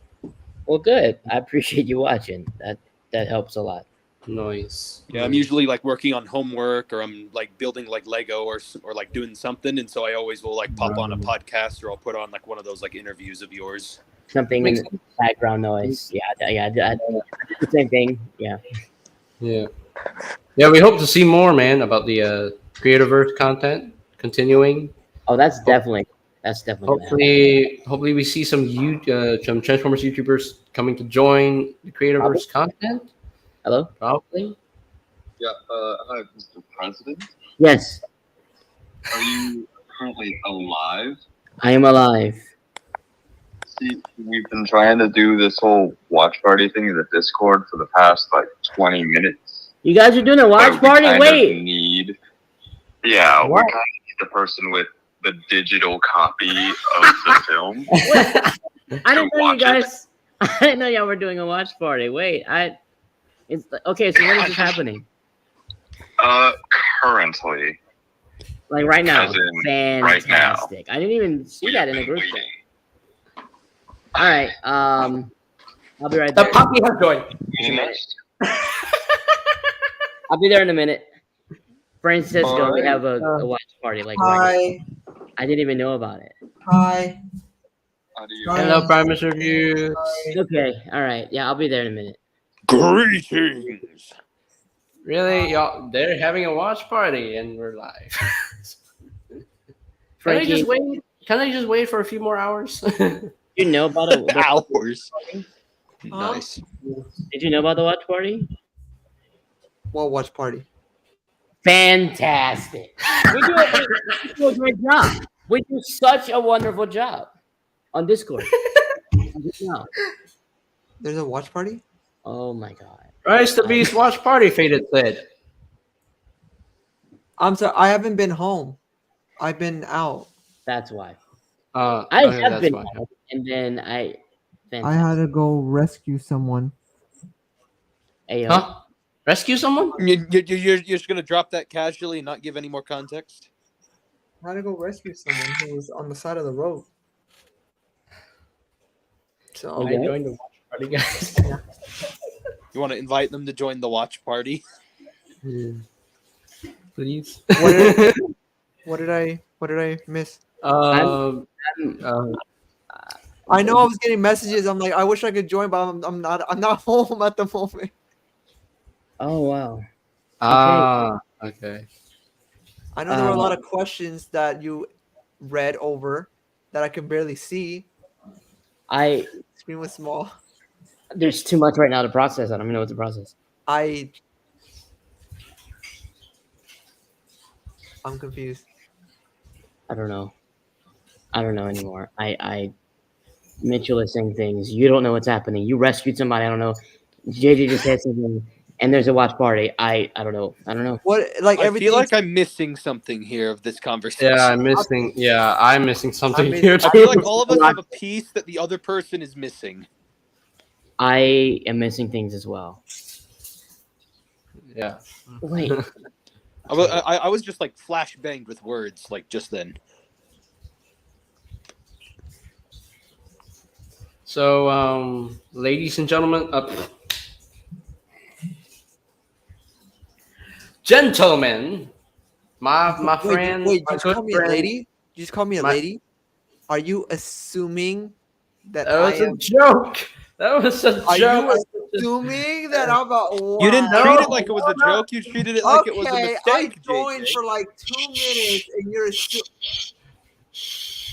Calm down. It's okay. It's okay.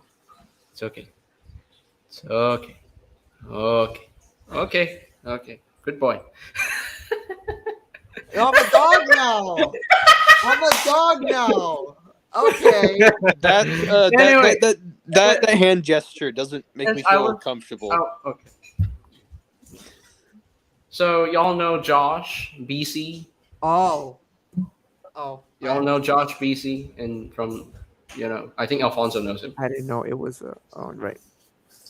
I am trying to process things. Yes, I know who you're talking about, but my mind is.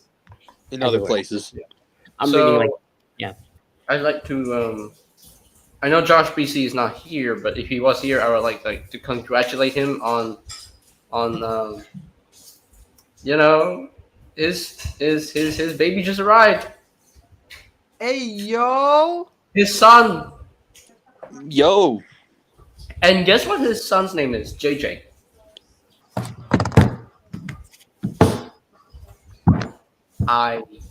You know what? I'm just gonna message Josh PC right now and just congratulate him. So I'm so happy. I mean, I'm so happy. Oh my god. Oh my goodness. Which, little side note, just to kind of just to break the silence here. I'm just celebrating a little bit here myself because I just gained back all the subscribers I lost. Remember how I used to have the Prime Bricks channel forever ago, JJ? Yes, I do remember that. When that channel was taken down, I had 747 subscribers, and I just hit 747 subscribers after I've lost that original channel. So I've now gained back I've gained back the same number of subscribers that I had like a year and a half ago.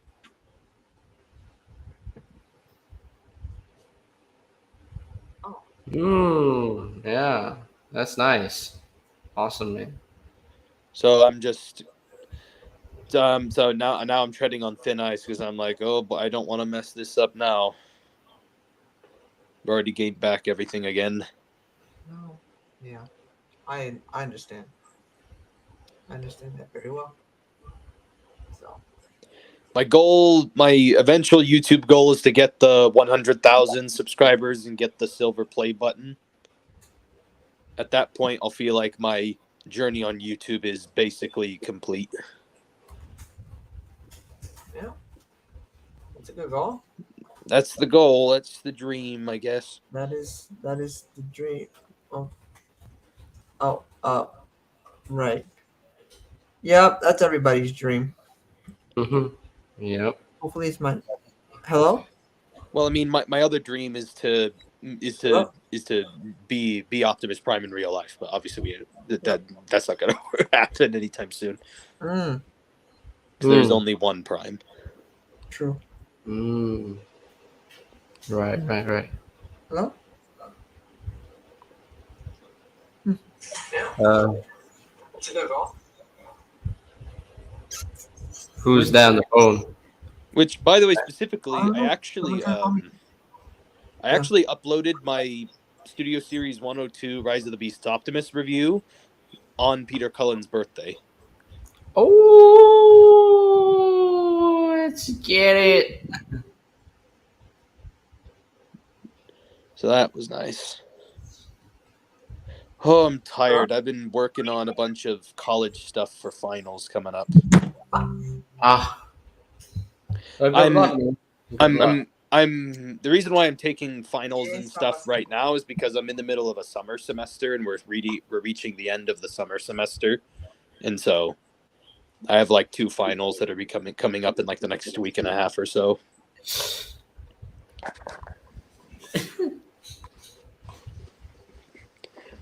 I'm gonna be like Optimus versus Scourge in the final battle with those finals, I like that. I like ripping their heads off.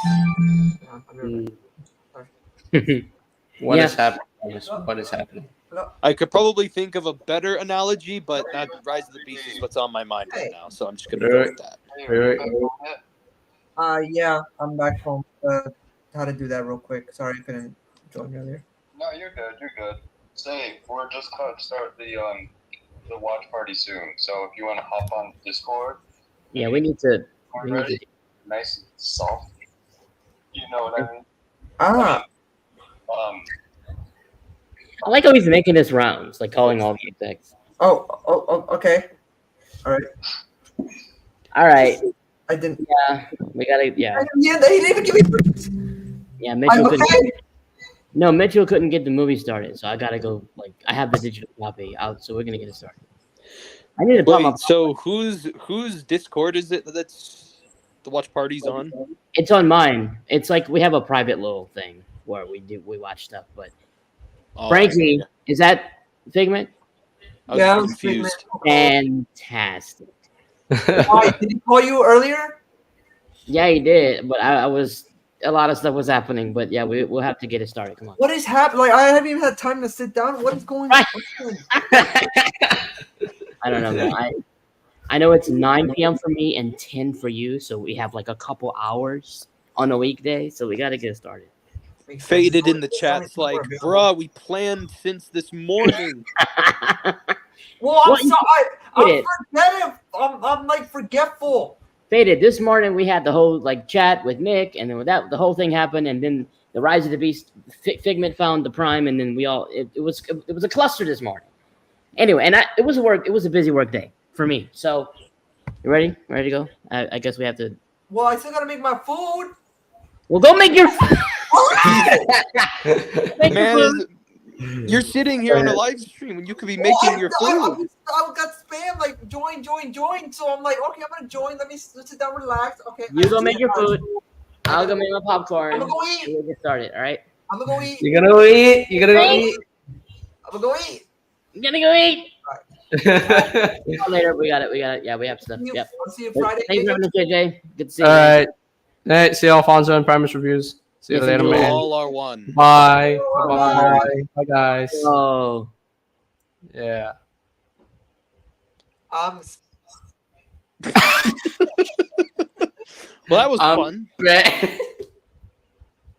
Oh, so funny. Part of me's like, That's oh, great. I wish I could join in that Discord call, but part of me's also like, oh wait, I still have stuff to work on. Yeah. Same here, man. Plus, I already own Rise of the Beasts on digital, so it's like if I really wanted to watch it again, there is that. But it is nice to watch it with friends. I can if always you ever watch can. it online. I can always watch it online for free. So- But there is the watching it with friends part. Oh yeah, that's right. Sometimes right. it's nice to watch it with friends. I've watched it with 2 friends of mine. So When I went to go see it for like the early fan viewing thing, I saw it, and I saw it with all my Transformers friend group. ah, I bought all of us tickets so all of us could get the posters and like like we could all go there and get the really nice experience. yeah, makes sense. Makes sense. Hold on, I'm gonna check something outside for a bit. Is it your mom? Got him.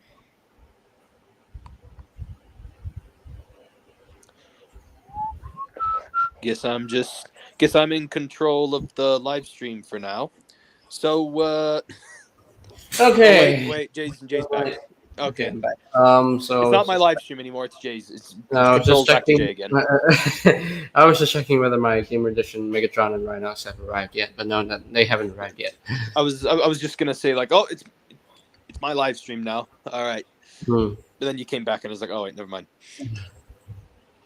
Oh, man, can't wait to own the Rhinox, man. It's so cool. Like even though Rhinox only showed up for like 5 minutes in total, I still like how his action figure looks. Yes, the figure looks really cool. And I'm sure most of that is because I love Beast Wars, and so I'm kind of biased toward it. So it's like no matter how little he showed up in the movie, I'm still like, I'm gonna like this Rhinox figure no matter what. I guess we had heard his voice though.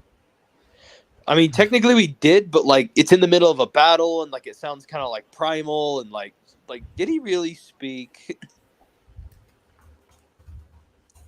You know what I mean? Because like the only time, which by the way, I found out I went and looked at some of the deleted scenes inside the bonus features of the movie.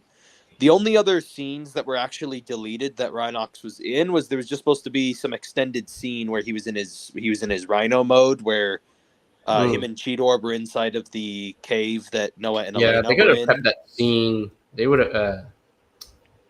There are so many important scenes that they left out. You know.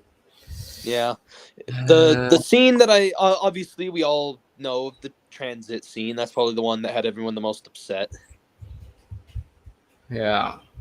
Which I'm still kind of upset about it, but it's like, again, I still like the movie as is. It's just the transit scene would have just been that extra cherry on top. Just because that was my one issue with the movies was the lack of any reference to the Decepticons. Like it's almost as if we just forgot about them. Like there was no reference or mention to them at all. So like transit would have been that nice little that nice little nod to the Decepticons, and I know it's a little early to be asking this, but like where's Megatron? Like where is he? Yeah, he should be still on Cybertron ruling the planet. So, but of course, Megatron still feels like he doesn't have total victory until all the Autobots are gone. Like, yes, he's won the big battle for Cybertron, but he's not won the war yet because the Autobots are not dead. Just as Shatter said to a Cliffjumper in the Bumblebee movie, no. What was it? No resistance is truly gone until the leader is vanquished. So it's like even though they now have control of Cybertron, they still need to eliminate Optimus Prime in order to have an actual victory. Yeah. Just by the way, I just had a thought. If Optimus Prime Remember how when Bumblebee was dead and he was lying down on the rock of Energon, and Primal was Yeah. like, "We don't have anything powerful enough to ignite it." Wouldn't the Matrix be able to ignite it? The Matrix of leadership. Huh. Maybe. I guess so. If Prime did have the Matrix. I mean, I suppose he's supposed to, because someone said that they looked at the frame by frame transformation when he goes from the truck to robot mode when Scourge is chasing him, and you can see his Matrix chamber going into his chest when he transforms. The NPM Bumblebee movie figure has the Matrix.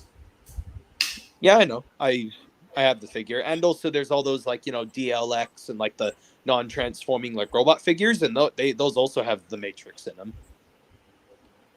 So it's like yeah, he should have the Matrix because like all the merchandise. He's a Prime. He's a Prime. So he wouldn't be Prime without it.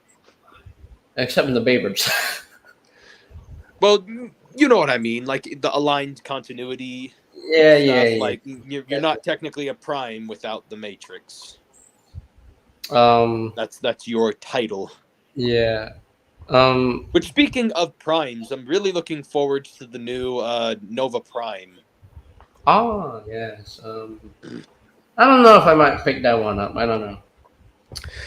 Because I'm a big fan of the comics, and I really love the concept of like Nova Prime, and I think the figure looks good despite what some people might say. Because I never got the Galaxy Upgrade Optimus Prime just because I completely missed out on it. Yeah, and now in the Q&A, there is possibility for new Cybertron Prime. Thank you. Honestly, I'd rather just take the Armada Prime because I think of all the Unicron trilogy Optimus Primes, I think that is probably my favorite. But I like all the designs in the Unicron trilogy. So, but my favorite design for Megatron from the Unicron trilogy is definitely the Armada one as well, just because I feel like that one, man. I just love like the impossible that character managed to achieve is like that figure managed to stand out and be to be a good Megatron that wasn't necessarily based on G1. You know what I mean? Like that Megatron still manages to be like Megatron without being like he's able to uphold that name without being like the classic G1 character. Like he's able to be his own unique Megatron. Something I feel like would be near impossible to make now, because it's like if they did Megatron any different nowadays, I feel like the fans would retaliate a lot quicker. You know what I mean? I feel like it wouldn't be received as well, but like because he came out at that time, people were a lot more open-minded to changing up what Megatron was like. Yeah. So then that's why I admire the Armada Megatron, because it was willing to branch out and do something different, and it managed to succeed in that. Yeah. And obviously that's also helped by David Kaye's voice performance. Yeah. So I want to talk to you about something. I know you pulled yourself away from Earthspark. I understand. Okay, because of Tarantulas thing. Okay, I understand. Well, it's not just Tarantulas. There's multiple things, but yeah, go on. But I watched the final batch of Earthspark, and the final batch. I still haven't watched it yet. It will surprise you. Because I lost my Paramount Plus subscription recently, and so I need to get it back again. All the episodes, you might want to talk to TF Addictress. So. TF what? TF Addictress. You want to talk to her about the Earthspark episodes. You're going to watch the final batch. Why would I need to talk to them? Because she has the links to the free episodes of Earthspark Season 1 in her Google Drive. So. Oh, okay. Yeah, you can go to her page, go to the Google Drive link, then you can see all the links there. So. Okay. all the links you can use to watch Earthspark for free without having a You Paramount said Plus. TF actress. TF Addictress, or I can just send you like a YouTube link to a playlist on YouTube that has all the Earthspark season 1 episodes. Just send me that then. Yeah, but keep in mind Quality. the finale is blocked Oh. in the US, unfortunately. That doesn't surprise me, honestly. So let me send it to you now. So yeah. But was there anything in particular you did want to talk about from the new seasons? Or from the new episodes or such without spoilers? Because, see, here's the thing. I still want to watch it. Because, like, again, I'm avoiding spoilers. But again, it's just when comparing it to, like, all the other shows that have come out in recent years, I still say the War for Cybertron trilogy is one of my favorites. Okay. Because a lot of people have been asking me, what's your favorite Transformers series that's come out in the past, like 7-ish years? Because that's mostly like what, like Cyberverse, War for Cybertron, and then the Earthspark. And I always say it's the War for Cybertron series because I feel like that really hit the perfect balance between just everything that I wanted from a Transformers series. Even though I would have liked some things to have been different, but I feel like I always have that opinion about all kinds of shows. Can't please everybody. Ugh. Yeah. I'll give you 2 links: the YouTube playlist and the Google Drive link. So there we go. The final batch. And where are those? On your Instagram. I just sent it. Oh, okay. So I'll look at my Instagram in a minute. Yeah. But yeah, honestly, the season 1 finale, it surprised the ever living crap out of me. And dare I say, it's definitely one of my favorite finales. One of my favorite season 1 finales of a Transformers show. I did want to know one thing about the show, and I honestly don't really care if this is too big of spoilers. I'm mostly just looking for yes or no answers here. But was Grimlock was this a good interpretation of Grimlock? Because we didn't really get a good impression of him before when he was just a mindless dinosaur. Yeah, it was a really good interpretation. Because I did guess this from the trailer and also from the get-go. I did guess that he was basically going to be like the mentor to Jawbreaker. You guessed right. Yep. Yeah, I already kind of guessed that because when the toy got leaked that he was going to have a dino mode, I was like, oh, just wait. Grimlock's going to be involved in some way. And then I saw in the trailer that you could see him in the background when Jawbreaker was talking. I was like, yeah, I think he's going to be his mentor. Grimlock's voice was actually not that bad. Who is he voiced by? Do you know? Keith David. Why does that sound familiar? Probably he's worked with Peter Cullen before. I don't know. Did we get a moderate amount of Megatron, or would you say it's about the same as before in the past? Same as before. I would say in the final batch, there wasn't really a lot of Megatron because, yeah. Because I still say Megatron is the best character that's come out of that series, and I feel like they don't. I feel like the writers don't value him as much. I don't think the writers realize how good of a character and like the potential they have on their hands because they're too focused on trying to talk about the Terrans, where I feel like they don't realize how good of a character, like how much of a gold mine they have on their hands with that version of Megatron. That is understandable, but the way to understand this show is Earthspark is not about the Autobot versus the Decepticon war anymore. This is about the new legacy of hope, and because the Terrans, or Multobots as they call themselves, It's their story. It's their story. It's not mainly focused on the Autobots and the Supplicons heavily. So yeah, because that's what we all need to Hang on, understand. what the heck? Yeah. So that's Can you basically hear what. me? Yes, I can hear you. I can't hear you. What? I cannot hear your audio. So you can't hear me, huh? Hang on. Well, Try talking now. interesting.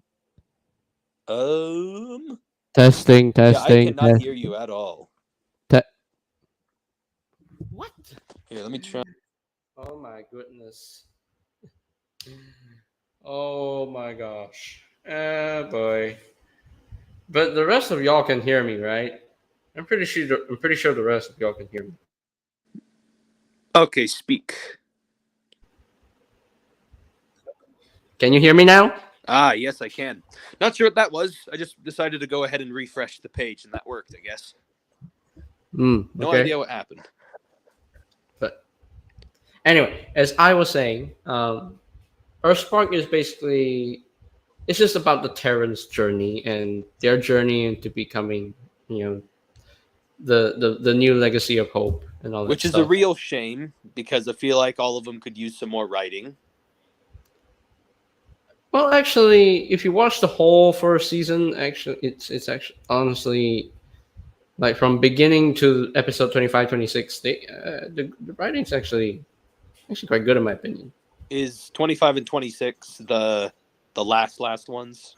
Yeah, the last one of season 1. So Yeah, my opinion on the Terrans as of right now is still the same. I still don't feel convinced that these characters are like the way how they're playing it. At least the impression that I'm getting is as a Transformers, as them as a storyline in Transformers, it feels like they're trying to use them as like a replacement for our original cast that we're used to, like Optimus, Megatron, because they're like the new generation, the new chapter. Kind of like what they tried to do back in the days at the '86 movie, where like they wanted to replace everybody with Rodimus, Ultra Magnus, and such. Like obviously those characters have become beloved, now, but like I'm sure back in the day, a lot of people had resentment for them because they were like so dedicated to like Optimus and such. But I'm just getting the feeling that they're trying to do the same thing again, but with the Terrans, and I just don't see it. But again, that could also be because they're trying to appeal it to a kid audience, and so the Terrans have to appeal to like a kid audience, I guess. But like even then, I feel like, because again, every time I'm watching the show, I keep trying to put myself in the mindset like if I was like if it was me like 10 years ago watching the show as like a 10-year-old, how I feel like I still gravitate towards Megatron as a character. Like he's the one who I like. You know how when you watch like Star Wars, like and you see like Darth Vader on screen, and then every time he like leaves, the back of your mind you're still like, oh, I can't wait to see Darth Vader on screen again or whatever. And then when he shows up, you're like, yeah, I get to see more of him. Like you know what I'm saying? I get that same feeling about Megatron from Earthspark. Like I feel like as a kid, I would only be watching an episode like, all right, where's Megatron? I'd be sitting there waiting for Megatron the whole episode. I mean, Megatron could appear in I think between Megatron and Prime, I think Megatron appeared the most in Earthspark season 1. So yeah, I noticed I feel like it's also weird with the lack of Optimus, especially when you log on to Paramount Plus. He's like the biggest character on the main poster, and yet he's the one who doesn't show up that often. yeah, well, it is what it is, But obviously, with me with the way as I am right now, the characters I'm mostly like, hey, where are these guys? How come they're not being shown a whole lot? I'm mostly concerned about Starscream, Soundwave, and Shockwave. Oh, don't worry, you'll see them. Because I really wanted, because I was disappointed, and obviously, again, I haven't watched the new episodes, but like, because one of the things I was disappointed with was it felt like they were purposefully avoiding talking about the drama between, Megatron and his three main lieutenants. Because like those are the three characters that I'm like, there's a lot of really good juicy material they could be writing in between Starscream, Shockwave, and Soundwave because of Megatron's quote unquote betrayal. Yeah. Like, you know what I'm saying? How come Starscream's been underplayed? Because he would obviously be like all over trying to take over the Decepticons, and like Shockwave is like, the one who's probably the most fit for leading the Decepticons because he has the brains and the brawn, and Soundwave, of course, needs no introduction. Because Soundwave managed to hold his own against like 4 Autobots. Yeah. Because again, he purposefully lost that fight. Okay. So the main reason why I like Earthspark a lot because I like how the Terrans seem to have, even though they have the main parents as their mom and dad, they also have like either an Autobot or the Decepticon as like a secondary parental figure. Like for Twitch, it was Wheeljack. Like it's a Cybertronian parental figure. Yeah, and you'll see in the final match. And for Nightshade was technically Tarantulas. I feel like that's less of a parental figure and just more like a best friend. But still, I get what you're going for. And then obviously Jawbreaker with Grimlock, and then who's Thrash? Would you say? I really hope it would be Jazz if he actually appears in the show. Why is it that Jazz won't show up in anything anymore? Because of his brutal death in 2007. I still think that's BS. I know we got Jazz. We got Jazz in RD 2015, so yeah, but that we all know how that show turned out. Yeah, but I still like the show for what it was. I will tell you this. I liked RID 2015 more than Earthspark. Only by a teeny bit. And the only reason I say that is because RID 2015 has the teeniest little connections to Transformers Prime.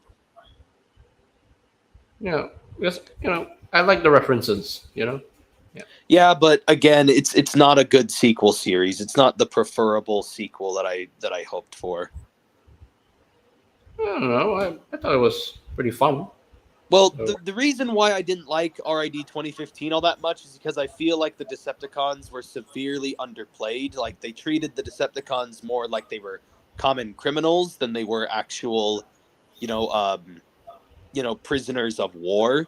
Like they weren't warriors; they were just criminals who they're like, oh, you're a Decepticon because you did something bad. You know what I mean? Like, yeah, I mean, I know what you mean, but from what I can tell, like in Combiner Force, it's actually a little bit better because they actually fleshed out the Stunticons. The original Decepticon, well, those guys don't count because they're an original combiner team. I'm talking about like original characters like Thunderhoof and like the little crab guy and like the frog guy, like the ones who are more animal-based Decepticons. Which I thought that was the only one who has never. Steeljaw was the only one who's never been captured at all. I still think the design philosophy was a little weird, like with them being like animal hybrids. Does that mean they're Predacons? Does that mean they're hybrids between Decepticons and Predacons? Like I didn't like how it's RID 2015 it tried. It felt like they had an entirely separate show in mind. Like it's the reason why I'm mad is because it felt like they tried to take 2 entirely separate shows and merge them together when they should have just left it as either one or the other.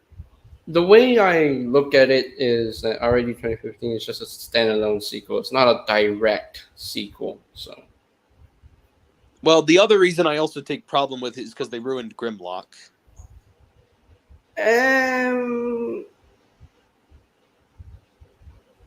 I didn't see that at all. Didn't you know there was already a Transformers Prime Grimlock that existed in the Prime universe? Yes, I know, but I'm pretty sure that He was inside a comic book. okay, yes, I know he was in the comic book. They made a reference to the comic book in the Transformers Prime series. Remember when Optimus brings the skull of the Predacons back and he sets it down and they're like, and Miko asks, "Well, what were Dinobots?" And Bulkhead was like, "Oh, that totally different." That was meant Yeah, to be a subtle. That was meant to be a subtle reference to the comic book, because the comic book explains how the Dinobots are still back on Cybertron and they're fighting yeah, but bunch in of the Shockwave's comic books, experiments. kind of take place after Predacons Rising, don't they? They take place during Predacons Rising, because there's a part I don't have the comic, but there's a part during the second half of the comic series where the Dinobots go and fight. They go and fight some of the zombie Predacons. They went to fight off what was this female Decepticon Predacon? What was her name? Uh, something set. Something set. I don't. Something set. I don't know. Mindset. I don't know. Grind set. I don't know. What was her name? Female Decepticon Predacon. Transformers Prime.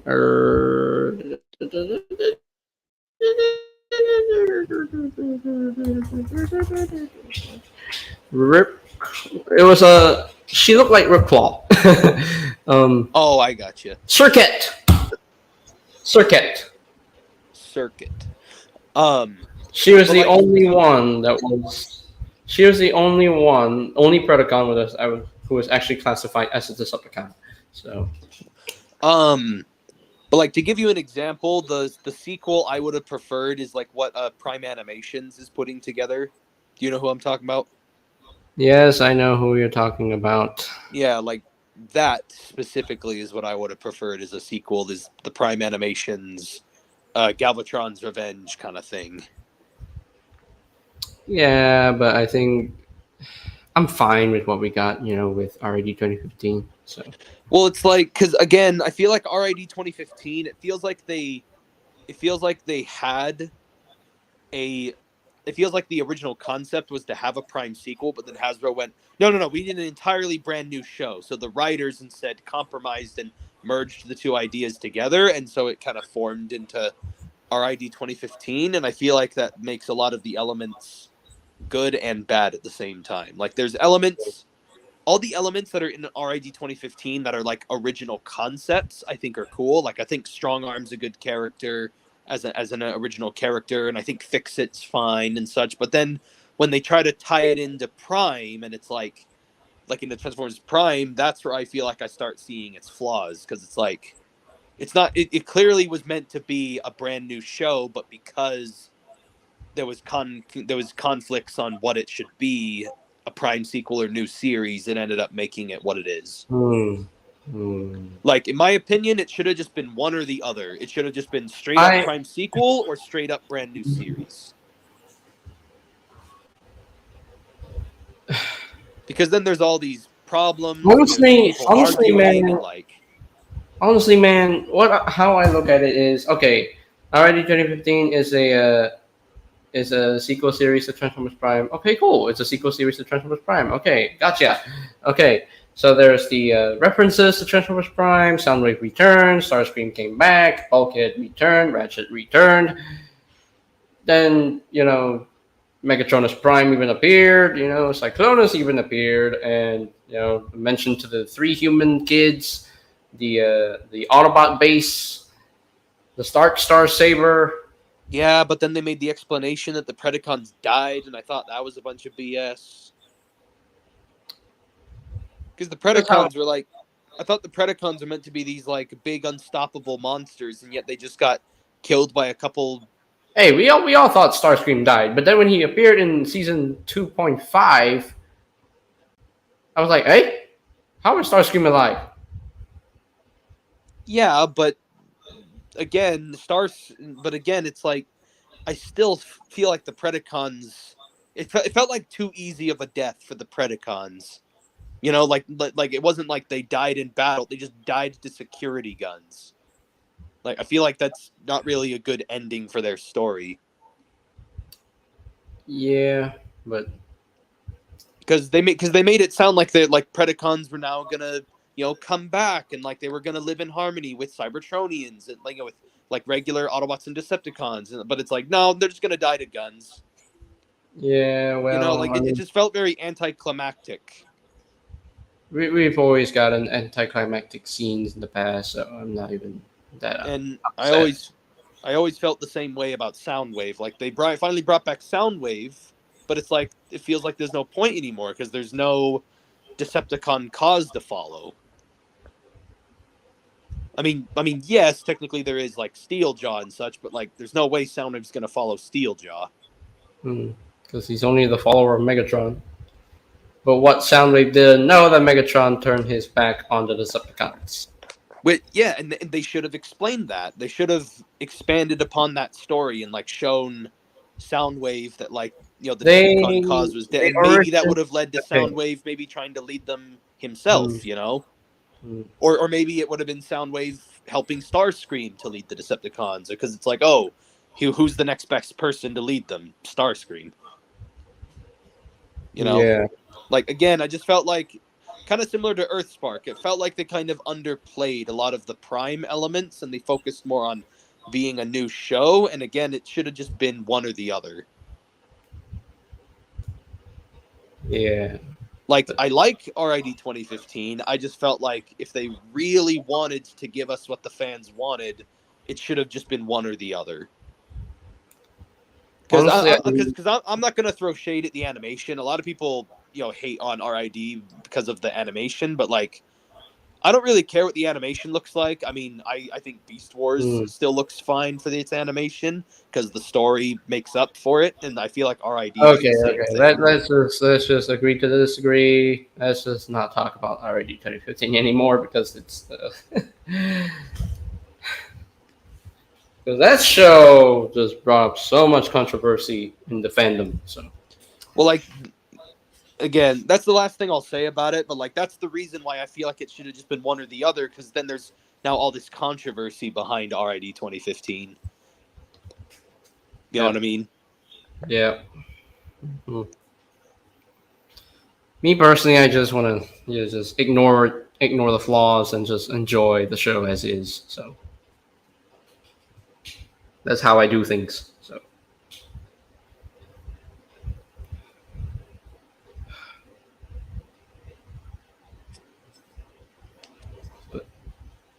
because I'm not really that good at noticing flaws. So.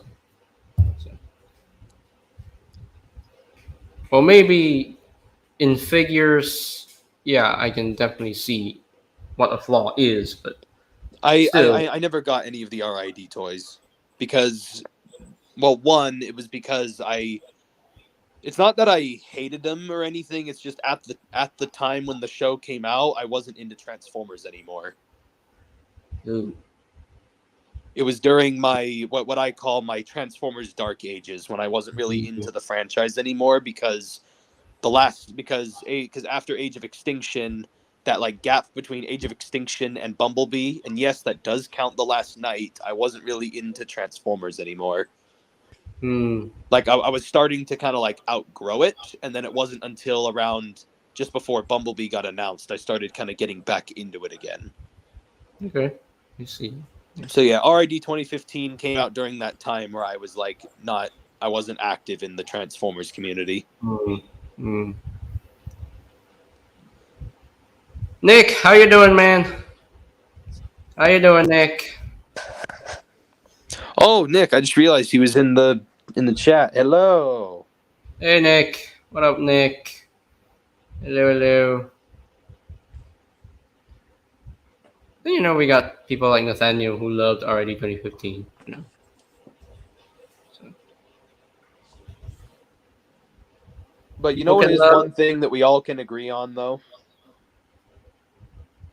Hmm. Transformers Prime will forever be the GOAT of Yes. Transformer shows. Yes. Yes. Like, The doesn't OG. matter if RID 2015 is a sequel or not. Doesn't matter what came before it. Doesn't like just Transformers Prime, the show on its own, is the GOAT. And then, of course, the movie. Oh yeah. Oh yeah. Oh yeah. Rescue Bots were also connected. Yeah, but we're not going to talk about that. Rescue I mean, Bots hey, we're already getting has Rescue its Bots own. toys in Legacy, bro. We got Medics, although he's Yes, not. I really want Medics, and if they make a Heat Wave, I will get Heat Wave. There's a Chase coming next year, so. Which, funny enough, I wanted to include Chase in. Did I ever tell you about this one series that I wanted to make? I've Oh always wanted no, to you didn't. make like No, you didn't. I've always wanted to make like a it's kind of a darker tone series, but basically it's a series that takes Mm, place before the war on Cybertron, and it's about Prowl doing a bunch of like police investigations. mm, And mm, I wanted to have it be where like Prowl isn't really like the police chief yet. He's kind of like he's like one of the main like officers, and he's like the main character mm, that we follow with. And it's him training a young cadet. And the young cadet that I was debating about who it would either be like Clampdown or Chase. mm, And basically all the other transforming police car characters that are in Transformers would also be involved in the police station as well. And the mm, whole story was supposed to be that Barricade is the police chief, but at the time, um, what in secret though, Barricade is actually a corrupt cop or whatever. Like he's a corrupt police chief. mm, Because again, the Decepticons don't exist at the time of the series, and so he's like he's just considered a corrupt cop, not a Decepticon at the time. And basically, the entire series is Prowl kind of going through a bunch of investigating a bunch of crimes until it mm, finally leads up to the series finale, where he confronts Barricade and he finds out that Barricade is at a hand behind some of these crimes. mm, Like, for example, one of the crimes was going to be like there was a bunch of like illegal street racing that was going on, and the street racing was being executed by a group calling themselves the Stunticons. And they were using their illegal illegal racing to do all kinds of like thievery. And then like there's going to be like a murder mystery, and like there was going to be like a bunch of there was going to be like some like yeah. you could call it like celebrity cameos, where like throughout multiple episodes Paul would like interview like witnesses at the scene, and some of the witnesses could be someone we're familiar with, like Jazz, Cliff Jumper, so on and so forth. Yeah, it was a series idea that I had, and I'm still kind of passionate about it. I still feel like I should make it at some point. Oh, and my favorite element that I threw into it last minute was, so you know how in the original G1 cartoon, Trax was kind of like a... There was this one episode, I think it was Autobop was the episode. Trax helped out the cops inside one of the episodes in New York by disguising himself in his car mode. And he kind of acted as their dummy car to get carjackers to hijack him. And then he would transform, and then he would go to the cops like, all right, caught him for you guys. So it gave me the idea, what if I made Trax the undercover cop of Prowl's, like show, like Prowl's like undercover cop guy that he's with is Trax. And Trax like bugs the crap out of him. But yeah, that was kind of the idea that I had. Right. Yeah, that was an idea that I had, and I also thought there could also be like an episode where like there's like a shipment of like Energon or something that gets stolen from like a docks or something, and then when they go to the docks, they end up one of the witnesses was the dock worker Orion Pax. Something clever like that, just to kind of cameo other characters in. Right. Yeah, during high school, I was obsessed with making like Transformers like storylines and such. Either them being like original ideas or them being like my own ideas as like spin-offs for other series. Like I didn't really flesh this out a whole lot. It was just kind of an idea, but like I had an idea for like a series of episodes they could have done during Transformers Prime. Yeah, that's cool. Yeah. The idea was that the old remember how Silas made that Nemesis Prime that was like the man-built Nemesis Prime? Yeah. Mhm. I had an idea that there should have been a storyline during one of the either like season 3 or something, or even like a sequel or whatever it is. They should have Yep. taken they should have taken the Nemesis Prime and they have it like locked up in like a place wherever where like where Yeah. where Mhm. Agent Fowler locks up like stuff that Ah, they've okay. taken. That's And cool. the idea was that Dark Energon ends up getting onto the Nemesis Prime and ends up making it come alive, and it turns into the Nemesis Prime that we're familiar with. Right. And then he ends up like going around as like a servant of Unicron or whatever, and like Ultra Magnus and like Optimus and everyone have to like go and take down the newly formed Nemesis Prime. Okay. Yeah. Because again, the Dark Energon makes things come alive. So if you have if you have just a empty Optimus Prime with no spark, well, what if you gave it Dark Energon?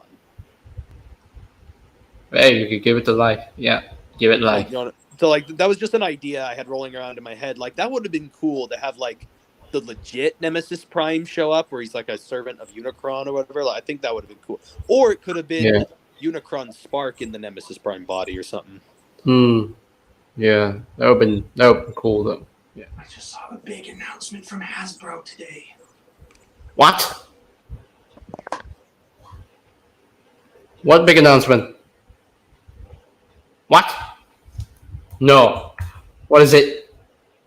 What is it? What is it? Oh my goodness. Tell me. What is it? Oh my goodness. What is it? What is it? Is it on Instagram or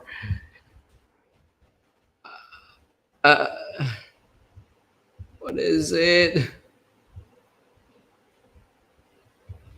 What is it? Is it the War Done 2-pack or no, not the War Done 2-pack. What is it? Maximus, you're muted, bro. Aren't you gonna tell me what it Sorry, was? just give me a second.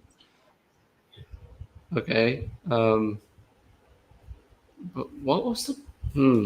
Sorry, I was talking to my brother. My brother was telling me about the announcement from Hasbro. So apparently Hasbro wants to they want to make a new deal with Activision so they can have the War and Fall of Cybertron games on the new gen consoles. Woo! Let's get it. Yeah, my brother was telling me about it, so that's why I was talking to him. My goodness. Which honestly, I'm not surprised by. I mean, they're making the new Gamer Edition figures. Like Hasbro still like recognizes that the gaming stuff is like still popular even after like a decade of being out. I see. Which, by the way, that Gamer Edition Optimus Prime has stayed on my shelf ever since he entered my room. Yes, it's a great figure. Really well done. He stayed right here on my desk, right within arm's reach, so I could always be messing around with him. Yeah, and I can't wait. Now I need to make room for the Megatron right there. Did they arrive already or arriving soon? No, they did arrive already. I'm just gonna be doing the live stream unboxing hopefully tomorrow. It's just I'm still waiting on one more package to show up for me to open with it. I'm waiting for a there's a Star Wars action figure I also ordered that I'm waiting for it to show up as well. Cool. Alrighty, man. I think I'm gonna head off. Oh, I did forget to mention. Are you interested in any of the Toxitron collection stuff? No. Because I did get my hands on Toxitron. Yeah, I'm not gonna get Toxitron at all. I'm just not interested. So do you know the origins behind Toxitron? He used to be an Autobot, then he turned into the Decepticon. So he originally I'll give you the short version. He used to be he was an Autobot until he was abandoned by the Autobots because they thought he was dead, and then the Decepticons found him inside of the rubble, and so they used him as an experiment, and Shockwave is the one who experimented on him, and basically he gave him the powers where he's able to. He basically has this like corrosive slime that's like acid and whatnot, and it's like the energon that flows through his veins is like toxic poison, which I think might be the inspiration for Toxin, like in Prime. Ooh. And Toxitron ended up getting abandoned by Shockwave because he ended up being too dangerous for both Autobots and Decepticons, because he kind of like emits the toxic gas and the toxicity around him. So he's even a threat to just anyone around him. Doesn't matter which side they're on. So Shockwave abandoned him, and then Toxitron basically got pissed at both Autobots and Decepticons because he felt like he was left for dead by both factions, and so he vowed vengeance against both of them. Yeah. So anyway, long story short, that's kind of the background behind Toxitron. But yeah, I personally like the concept of Toxitrons. That's why I really wanted to get his figure, and honestly, I'm really happy with him. He has really good paint apps. Like, he has like this nice, like, you know that like glossy paint on like Masterpiece figures and such. Like, you know what I'm talking about? Like that nice shiny glossy paint. He has a lot of that all over him, and he has a lot of nice shiny and metallic paint as well, and it's just a really good balance, and he's really satisfying to pose and look at. Interesting how he has the Autobot logo despite being a Decepticon. Well, technically on the Toxitron collection figure, he has the Decepticon logo on him. I think the original toy has the original toy has an Autobot logo still. Yeah. Oh, and also there was that Combiner Wars repaint and the Transformers Animated Collectors Club repaint. Oh yeah, that one. Yeah. He's always kind of been like a really niche, really obscure like collector club level figure. It's only just recently the new Toxitron collection one is like the first like I guess like more openly released figure of him. Right. Because even the original figure I think was like a prototype, or like there was only like very few of them made. I think. Either that or he was like unreleased or something. I can't remember. I just know that he was a really niche character even back in the day, and it's only just been in the past like decade that he's been becoming a bit of a fan, like cult favorite character because of just how obscure he is. The subscription service one, has the Autobot logo on him. Yeah, there was even a time where during the Combiner Wars era, they made him part of a sub series of a version of the Wreckers, and he formed the torso for a combiner. Known as Wreckage. Yeah, he is. Yeah. But yeah. Oh, by the way, you know what I'm excited about? Just a quick note. I don't, did you talk about the San Diego Comic-Con action figure reveals already? Yeah, I talked about them already.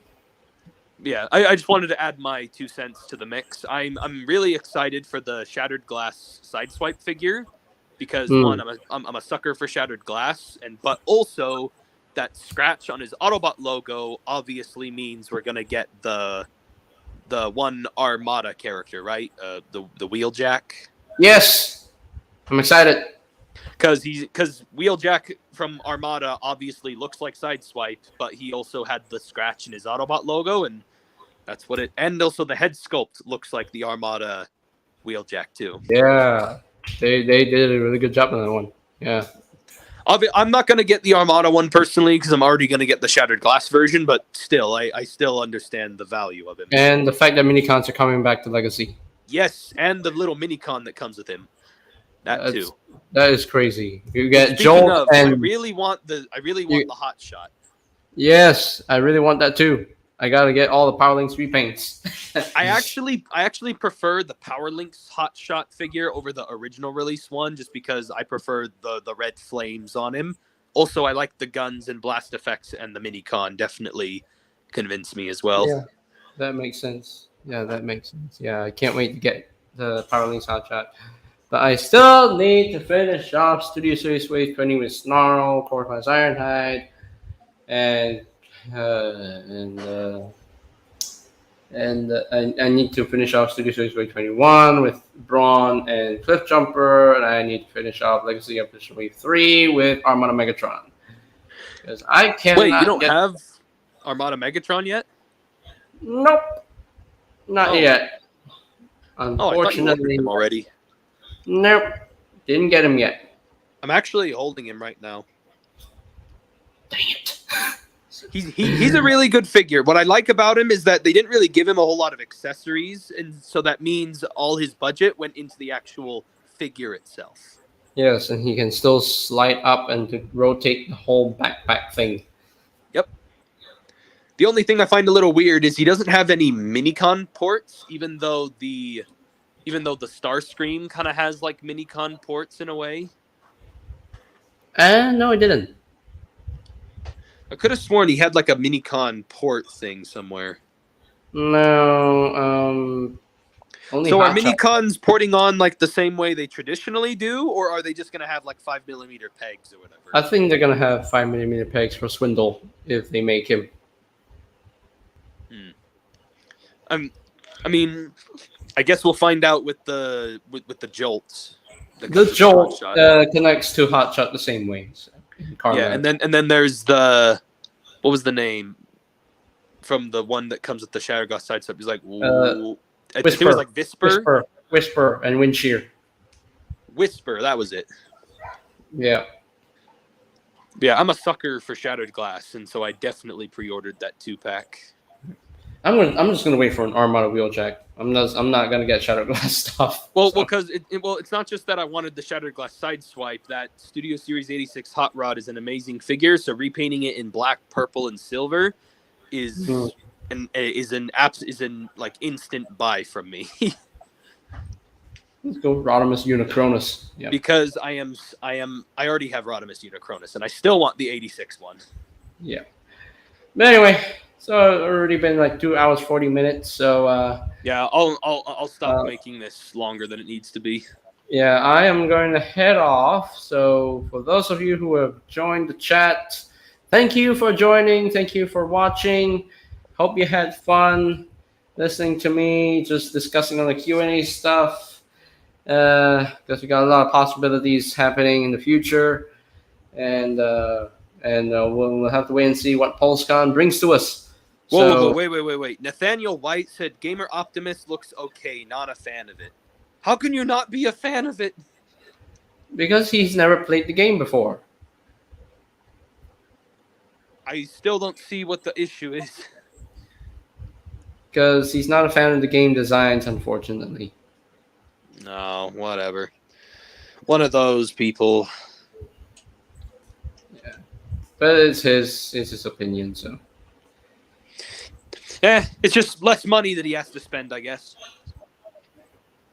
yeah, but yeah, and of course the Studio Series collection will grow in time. So yeah, As if it hasn't grown bigger already. yeah. It's been growing since 2018, so yeah. Yeah, and they're now down to the now they're like desperate enough that they're going into like Dead Prowl and Dead Ironhide of all things. Yes. Very traumatic. Honestly, I'm kind of surprised they didn't give Prowl the orange eyes. Yeah, which is why I'm going to keep my Earthrise Prowl as my 86 Prowl, so Even I'm surprised they didn't go that far as to give him the orange eyes. Yeah. Same thing with 86 Cliff Jumper. I'm keeping my Earthrise Cliff Jumper as 86 Cliff Jumper. I don't need the 86 one anymore. So well, funny enough, I actually have the 86 one because I missed out on the Earthrise one. oh, that makes sense. That's understandable. But anyway, so thank you guys so much for watching. Thank you, Biximus, for joining. And of course, shout out to Alfonso and Primus Reviews for joining just now. It is And, always a pleasure. Always a pleasure having you here, my friend. And we'll see you guys in the next one. Wait, which will we're be... friends? I have a friend. I'm just kidding. I'll see you guys on the next one, which will be the unboxing of Rhinox and Gamer Edition Megatron. You get to Yay! have a lot of fun with those figures. And the next purchase will be, I think, Snarl and Corpus Ironhide, because I need to finish off Studio 6 Way 20. I can hold off on and then Tron. eventually Armada Megatron somewhere in there. Yeah, somewhere, somehow. So, all right, guys. Peace out. Till all are one. Are one. And roll out.